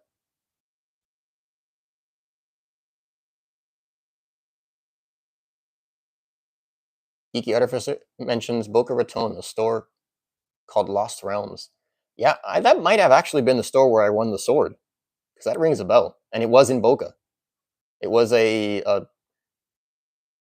I know they called it a sword tournament, but it was like a good and evil campaign thing. They did it all over the U.S. They did like 30. It was like a road trip or something, I think, with 4 or 5 guys, and they did it. Yeah, they did it everywhere.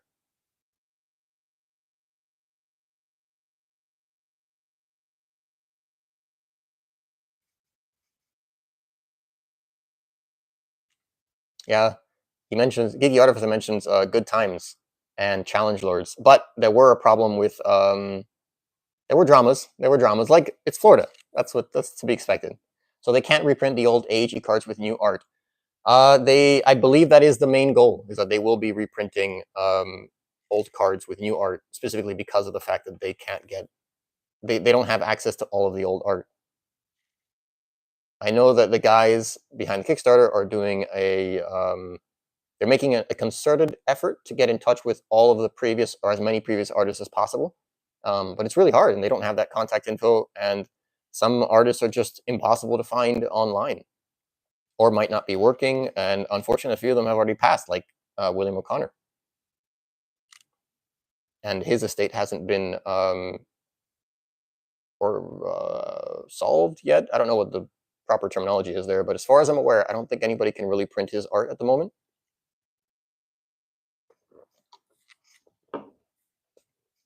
All right. Thank you, Selby, for 20. Let's see what we roll. 13. And that is Nyx. You get another one.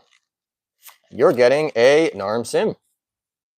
So again, I think Narm Sim, I have a deck with him where I tried to go Uber in the first turn.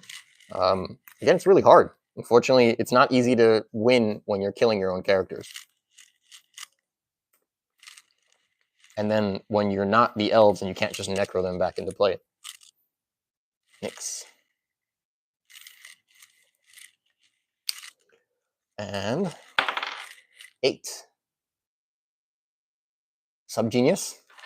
You're getting another one. And that is another Sir Bobby. Again, something about those 3 strikes is just super classic. That is 28.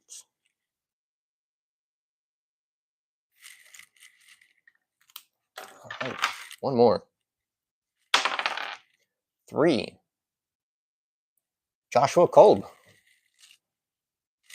And you're getting a Korios Bodak. There we go. He's really good as well. Somebody mentioned, yeah, earlier the Vorpal Blade. So yeah, he uses the what is it called? Death from above, death something. Basically, you can strike anywhere. Someone remind me. I'm terrible with names. Very powerful card, level 4 wizard card.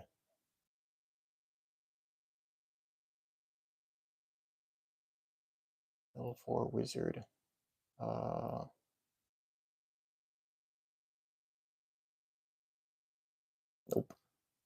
Maybe not.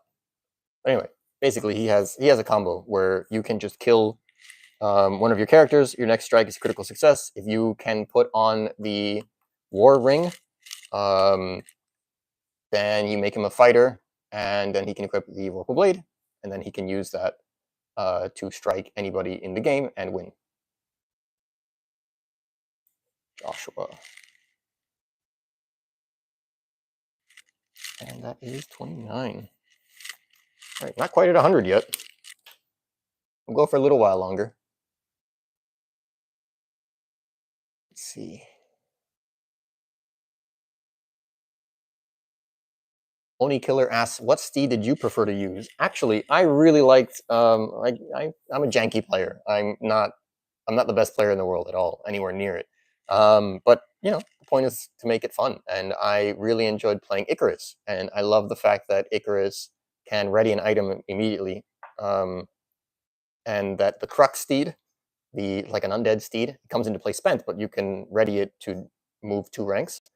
And so that to me was really cool. Just throw on a steed and being able to jump to the front rank in order 2. And his stats aren't amazing, but they're not terrible either. There's other warlords out there that have much worse stats, and he has like +6, +5 strikes and 15 AC. Yeah, and then if you were able to get his shield on there, 18 AC, so he's pretty good. So yeah, Crux Steed was one of my janky favorites. And then as a paladin, I love what is it? The paladin steed, V something steed. Let's see, paladin. They get riding.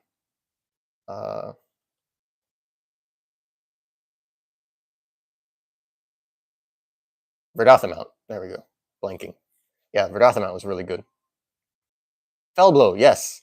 Thank you, Joshua. Fellblow is the card, the combo for Korios. That was 3 rolls, right? Yeah.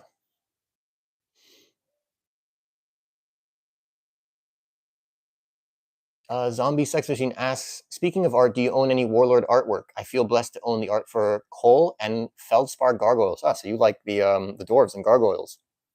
I do have at least one piece of art. I have another one that I haven't been able to disclose, but I do have some art for Warlord, which is really cool. At some point, I'll reveal it, but it is awesome. It's amazing to have a piece of Warlord art, especially when we're talking about art that is like 20 years old. So yeah, I do have a few, and not many. I only have 2 official, and I have 1 print that is really cool, which I think is from a unfortunately deceased artist. So yeah, also it was hard to find any information about it, but I picked that up recently, and that was pretty cool as well.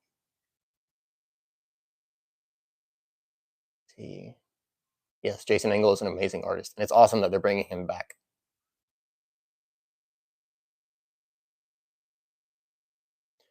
Geeky Artificer asks, some very obscure lore about Warlord that you may or may not know. If you remember the set Call to Arms, my friend created Shield Wall Knight in the card submission. Yes. So for those that don't know, Call to Arms was actually 2 sets. It was that big. If I remember correctly, I don't know if it's 150 cards per set or 300 per set. But it was basically 2 sets, and one set was Fighter, I want to say Fighter Rogue, and the other set was Wizard Cleric. And so it was Call to Arms Power and Call to Arms Glory. There we go. So Power was Wizards, Glory was Fighters. That's what I remembered. And so it was like a teal, blue, and an orange. And yeah, it was all player submitted. And it's crazy how powerful that those sets were.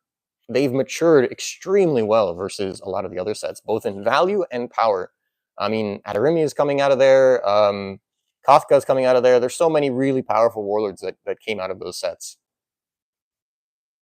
Yes, roll numbers again. 1 through 3. We need 4 through 20.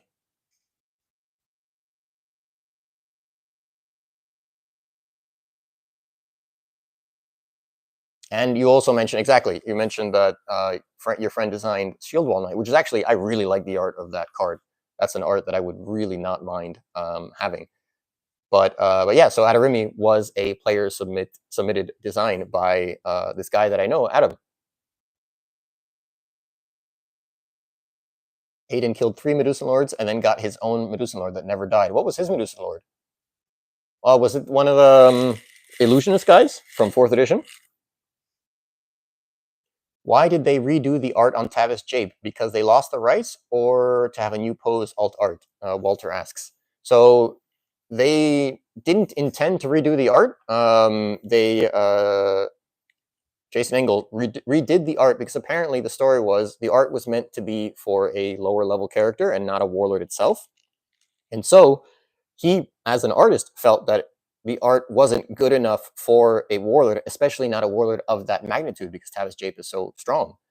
And so when they reached out to him to try and reuse the art for a reprint, he not only had it, but he also said that he would retouch it, knowing now what it represented. And so they were excited to include that in the Box of Greed. Who slayed Masticus Adrude? I don't know specifically. There is a reference thing from, let me check, Saga. I think it's in Saga of the Storm. Let's see, resources.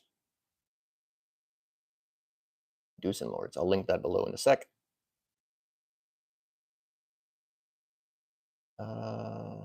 Yes, unfortunately, I do not have any Paladin Medusan Lords. I would love to own one, but I do not have any. They are all either lost or in their forever homes. I don't see him listed in here. That's weird. But anyway, so I'll send this over now. So there's a link to all of the Medusan Lords, or most of them. I need 17 through 20, guys.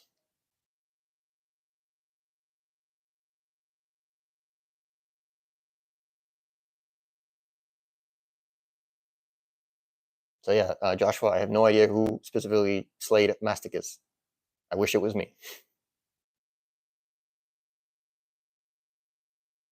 Found artist on Facebook. How I was able to get the paintings of Cole and Feldspar. Do you own any original? Yes. So yeah, I did. I do own 2.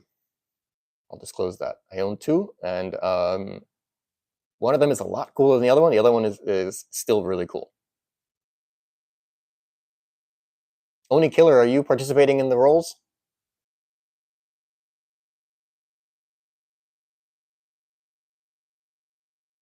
There you go. Good job, Oni. 19. I hope I roll 19. Let's see. Update on the Kickstarter's current USD pledge, 177,000.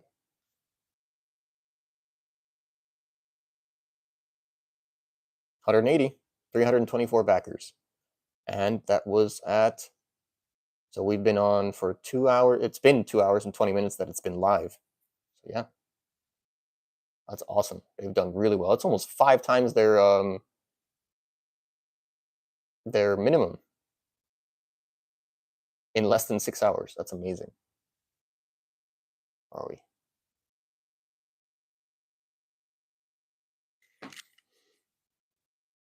All right. Yes, everybody wants the Beholder Medusan. Who doesn't? I would love to have him. 9. And that is Subgenius. He, the classic art, but still William O'Connor art. It's great he did 2 different ones. So that is 30.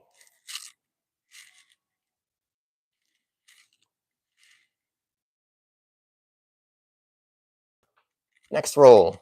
That'll be 3. Zombie Sex Machine. Awesome.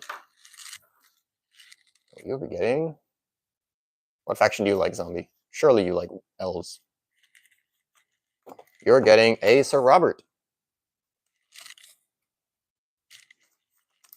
There are 3 versions of Sir Robert out. This is the original one. This is 31. Zombie. Email me your address, please, and I'll get that to you. And one more roll. Come on, Oni Killer. It's your time to shine. No, Gene, 7. Gene, you're getting another one. Let's see, what are you getting? You are getting a Lady of Mercy. I do like the art on this. I think she's really cool. And super janky again. I think I posted about her recently, and I found some really awesome combos with her. All right, Gene.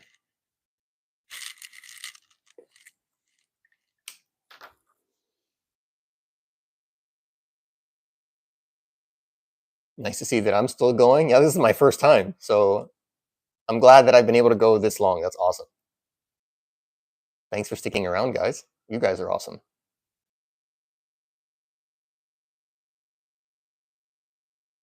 Let's see. Start numbers again. Start numbers again, guys. Matthew, next number. We'll do one more.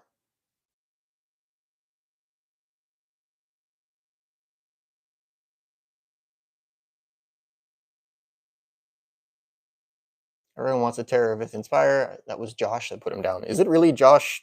Josh? Like Kingswood Josh?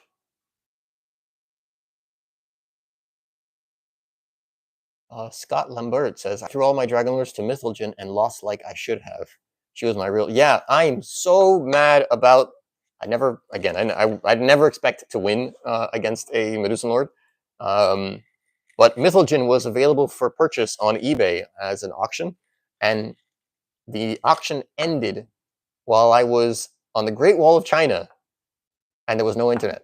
And I could not bid, and it drove me nuts. And it still haunts me to this day. Not only Mythilgen, but one of the chosen, I think like a chosen dragon or something, one of the more obscure Medusan Lords. So 2 Medusan Lords were for sale, and both of them ended while I could not bid. And that was hard, that was terrible. That was so bad. It haunts me. It still haunts me. Did my camera freeze? Let's see. I assume you guys can still hear me. Yes. Let me see.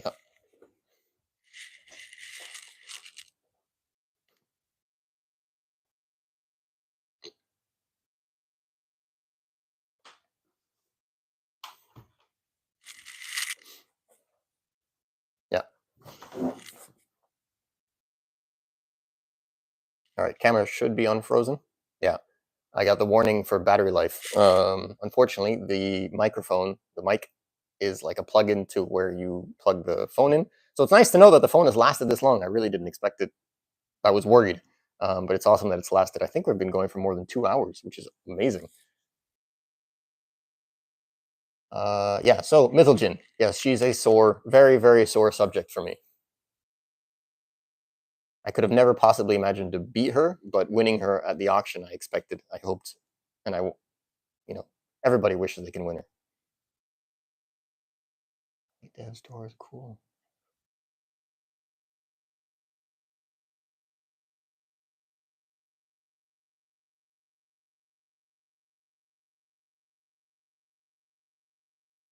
Modern Artifice says, no, Hector slayed him. Yeah, I heard. Yeah, that's right. You're right that you mentioned that. Somebody else mentioned that in the Discord recently, that Hector from Mexico actually slayed him, I think, in California.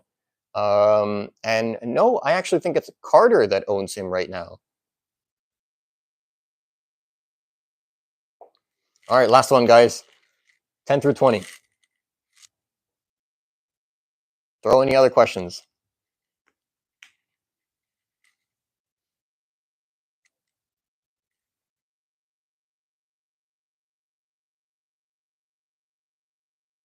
No, I need 12 through 20. So 13 through 20 now, guys. It's basically the first person that uses the number in the correct order is the person that gets that number assigned. So if 3 people say 12, then the first person that used 12 is the person that gets 12. Oh, really? He does pins for that? That's awesome. So I got, that's another funny story. I got Carter as my Secret Santa a year or 2 ago. And I was like, oh man, like what could Carter possibly want? He has, at that point, he had one of the biggest collections in the world. And it's like, I mean, obviously Secret Santa is really cool. You want to give people cards that they're going to enjoy. And I knew that the lore behind him was using the pimp hat. And so I was able to get a couple of pretty commonly used cards, helms, modified with pimp hat art on them. And I sent that to him, and I hope he enjoyed that. That was pretty cool. All right. So, all right, we've got the numbers. Last one. Let's do a few more rolls. Let's go to 40. So let's do 8 rolls. No, okay, so then we'll do one more after this. We'll do 4 rolls on this one and 4 on the other one. Otherwise, I'll repeat too many. All right, so roll 1, 17. Matthew again. Awesome. I hope you have to get a different one. We can't get you the same ones. There are 27, 28 different warlords here, so you should be getting a different one. There we go. Colivan. Yeah, druid. He's strange. The fact that he's a druid makes him pretty powerful, but his ability of creating pet tokens is strange. It's just not something that we see very often in Warlord, but it's pretty cool. So there you go. Congratulations. You are okay, Matthew. Let's see. Again, doing multiple things at the same time is not my strong point. 33. That's Crow. All right, next. That was number 1. Roll number 2, 18. Oni Killer, yay! You get one. And you're getting, let's see. You're getting a Slayer the Unkind, OG again. Awesome. Have you ever played before, Oni? You are number 30. Said that's 33, so 34. Oni, you need to send me your address. Send me your address via email. My email is in the description below. And 12. Who is number 12? SW, nice. Oh, never mind, sorry. That is my mistake. Matthew, you get another one. Oh, Matthew. I hope you pass these forward. Lasting Warbreaker, another dwarf. That's okay, no one needs those. Don't throw them away. I know they're bad, but they're better than nothing, right? That is Matthew. And one more roll here. 11. Derek, nice. Getting another one, Derek. We'll do one more set, so I don't have to do 8 rolls on this one set. And so you are getting, Derek, you're getting a Colivan as well from the Winter Warfare. Derek, you are number 36.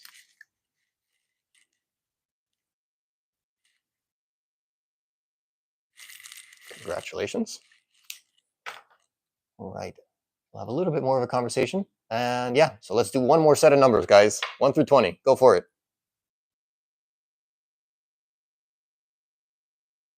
So yeah, the way the numbers work, sorry, yeah, WM3W. So the way it works is you have to say the number in order. So if I'm at 12 and you say 17, your 17 doesn't count. Your 17 has to come after the 16. That way we keep it kind of in order, because if it was just random, then it's gonna take me a while to figure out whose was the right number. So that's why basically just try to be quick with using consecutive numbers.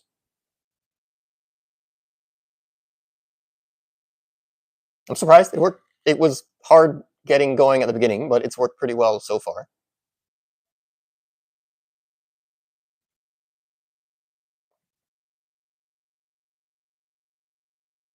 Zombie Sex Machine asks, why don't you like dwarves as much as the other factions? Not aggressive enough.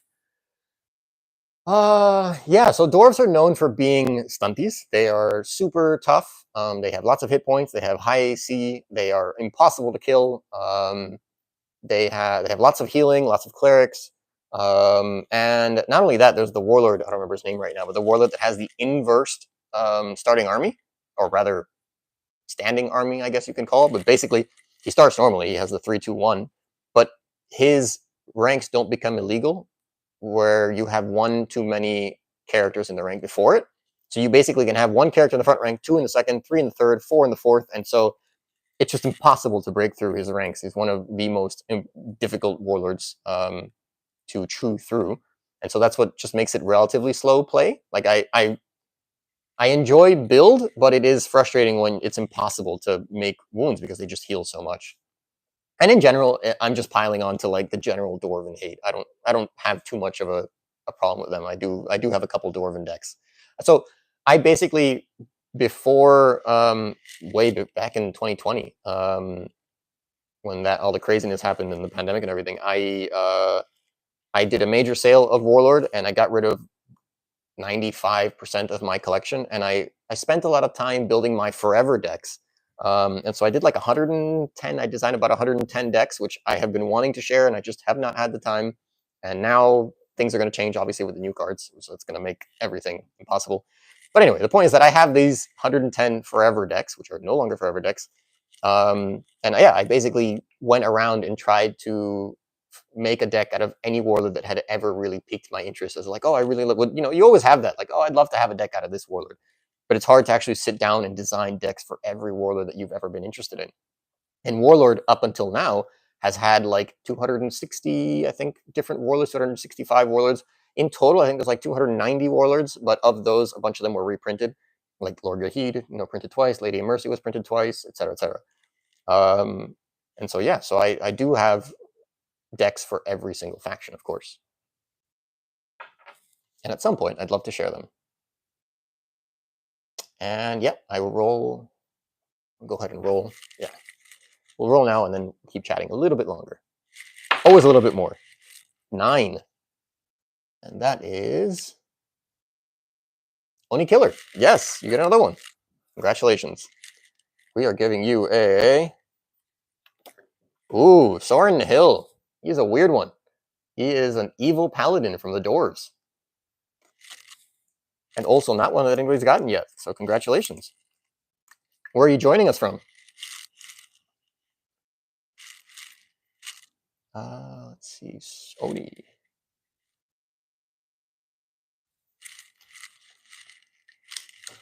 Next one. We got 3. 3 is Derek. Nice. 3 for 3. Getting a third warlord, Derek. And you are getting... You're getting a Gothak from the Winter Warfare art version. Again, she's pretty cool. They actually... There's a minor change in her ability, which I think made her a little bit better in the new version.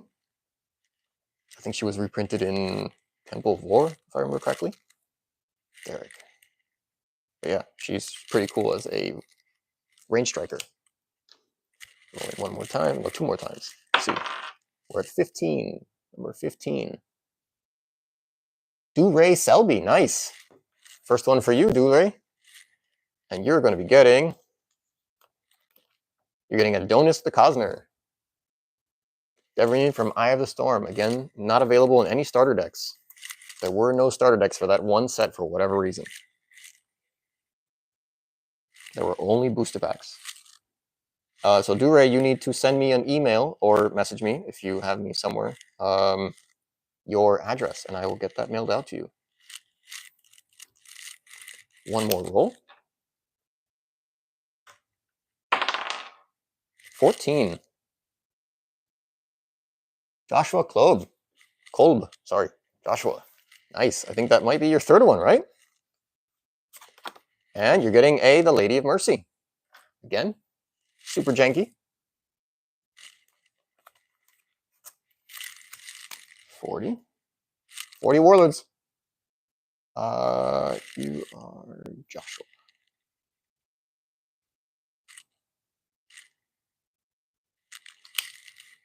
All right. Let's see. There's 22 people. All right, we'll do one more roll. One more roll. Maybe we can make it to 50. Let's see. Conversations. Where were we?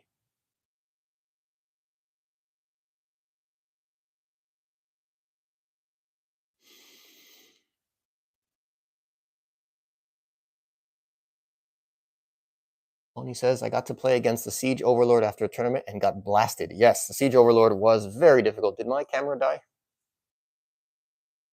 Yes, I think it might have died again.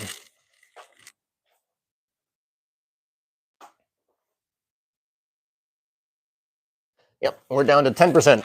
One more roll.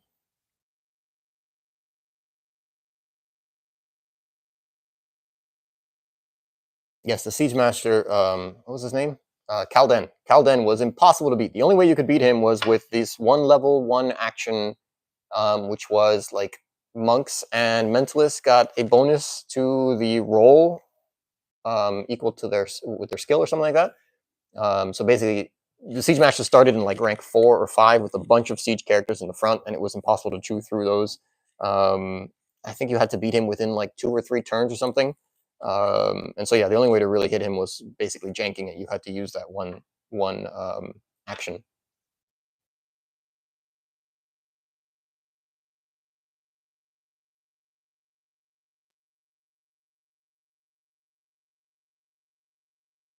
Thanks, Matthew, for sticking around. I'm happy to be able to share the little bit or the bit that I know. A big enough community here in the city to get events going. Where are you in the world? 3W?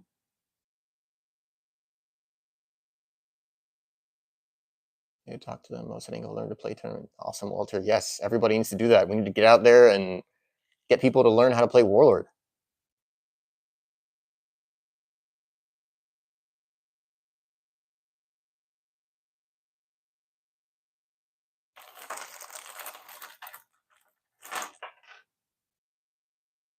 Should go again.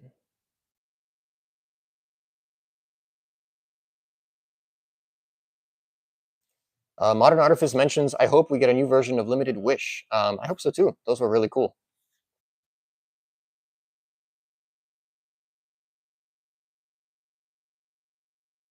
And there was a there is rumor of a foil Limited Wish existing somewhere in the world. I've never seen it, but a lot of people are looking for it.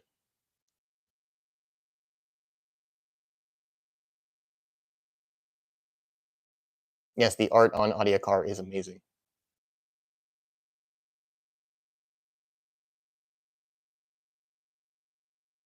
Oni, you're in South Florida or Central Florida. Unfortunately, it's still pretty far. 238 warlords from the Accordlands. That's awesome.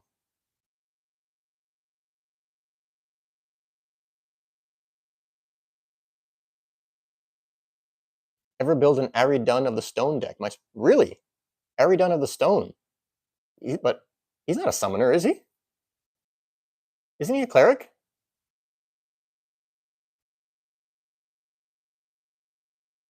Yeah, dwarf warlord Gargoyle. I have not played him. If I play a Gargoyle, I definitely go with the original. Sionguard. Sionguard was amazing. I'm a huge fan of like the bulk bonuses, so I really like the idea that he gives +1 to all of his, or +2, sorry, +2 attack to all of the Gargoyles.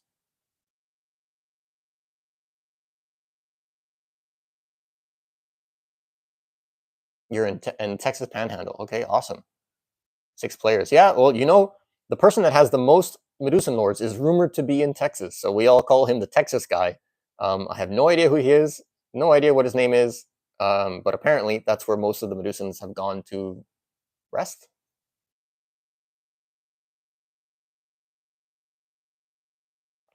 All right, last roll, guys. Last roll, and we gotta go. Thank you all for coming by, and I hope I see you guys for some more videos in the very near future. Here we go. Oh, 7. Matthew again. Look at you. And you're gonna get. I think you already got Adonis, didn't you? Adonis. Yeah. I'm gonna pull one more just in case, and I'll double check. And if you didn't get it, I'll give you the Adonis. If you did, I'll give you something else. And you're getting a Slayer. There we go. Slayer the Unkind. Devernian it was meant to be.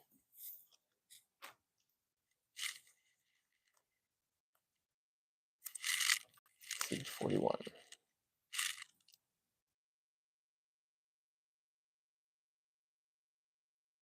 Oh, wow. It's hilarious that so much information has come up in this chat.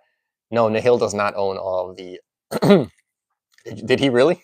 That's crazy. No, I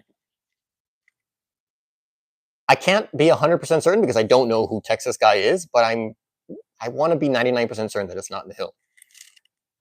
I know who he is. 7. I'm sorry, I'm getting sidetracked here. Matthew.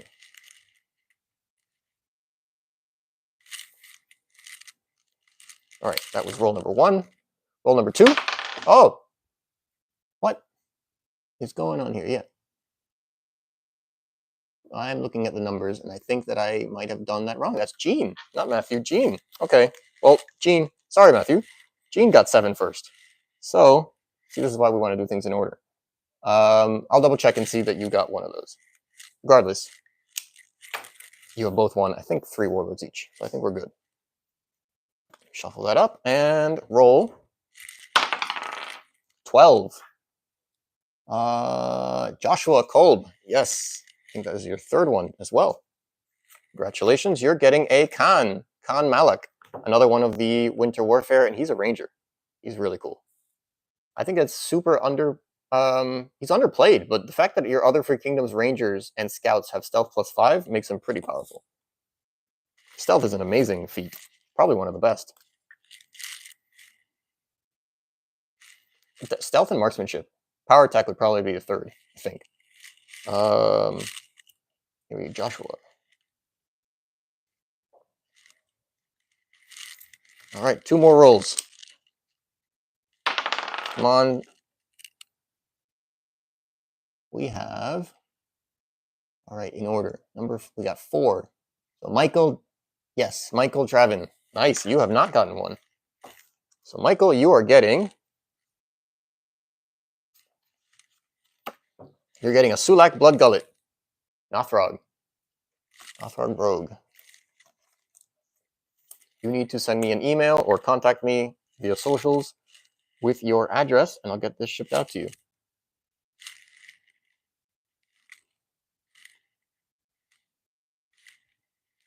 All right, one more. Last one. 17.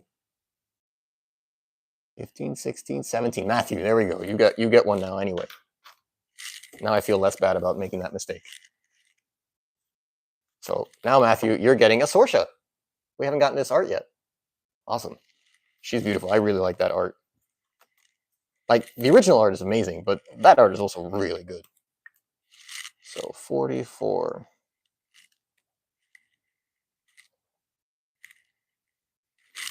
All right. Thank you guys all for playing. This was all kinds of fun. I'm glad it worked out so well.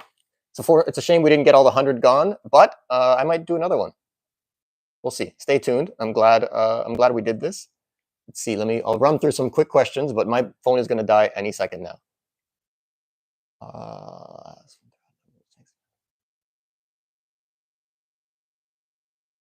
Walter says he's going to put all his duplicates into a binder for new players. Yep, that's awesome. It's one of the best things about this community is people have been very, very kind to each other and helping. Everyone just wants to get people to play games with. There's just, like, playing online is a lot of fun, but there's something special about really playing in person. It's just so much more fun. And throwing dice is fun.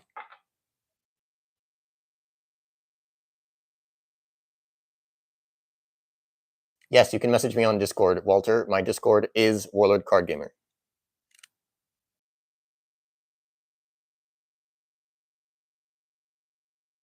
4E stealth or AEG stealth? I think 4E stealth is, I mean, that's the most recent, and I believe that's the one that we're going to go with. I think the only difference is that AEG stealth made it more complicated, where you could not do certain actions in the opposing army, and they have removed that. So right now, stealth is you can spend to move into the opposing army. Roll stealth check of 20 to see if you can make it into maneuver into your opposing first rank. You can do stealth to cancel an action once per turn whilst in your army, and then in an opposing army, you can stealth once per level of your character. My pleasure, Walter. Thank you for coming. When I pledged, they did not take my address. Yes, Essentials G, thanks for joining. I haven't seen your name earlier. So the way the Kickstarter works is that right now we're just pledging how much we're going to pay into the Kickstarter. The information for shipping and everything else comes afterwards. You don't even pay until the Kickstarter ends. So you have 30 days to actually pay. You can change your payment method and everything. I don't believe that that affects your pledge at all. So yeah, shipping will be figured out once the Kickstarter has been completely funded. It's not officially funded until the 30 days are up.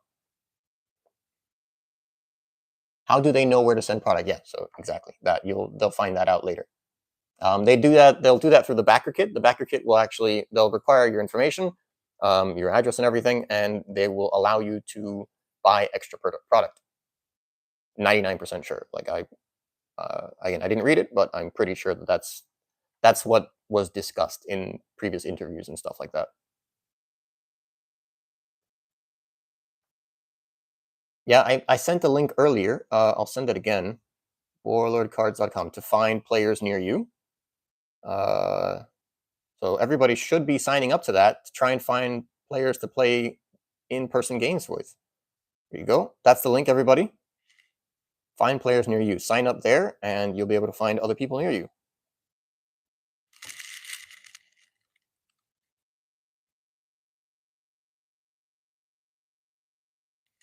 Gene asks, do you know if the Box of Greed reprints will be in the new design style? Yes, 100%. That's actually part of the advantage, per se, of what they're trying to do, is that they're trying to, that's why they started with like Elspret or different multi-class characters, is that they want to showcase the changes that they're making to the design of the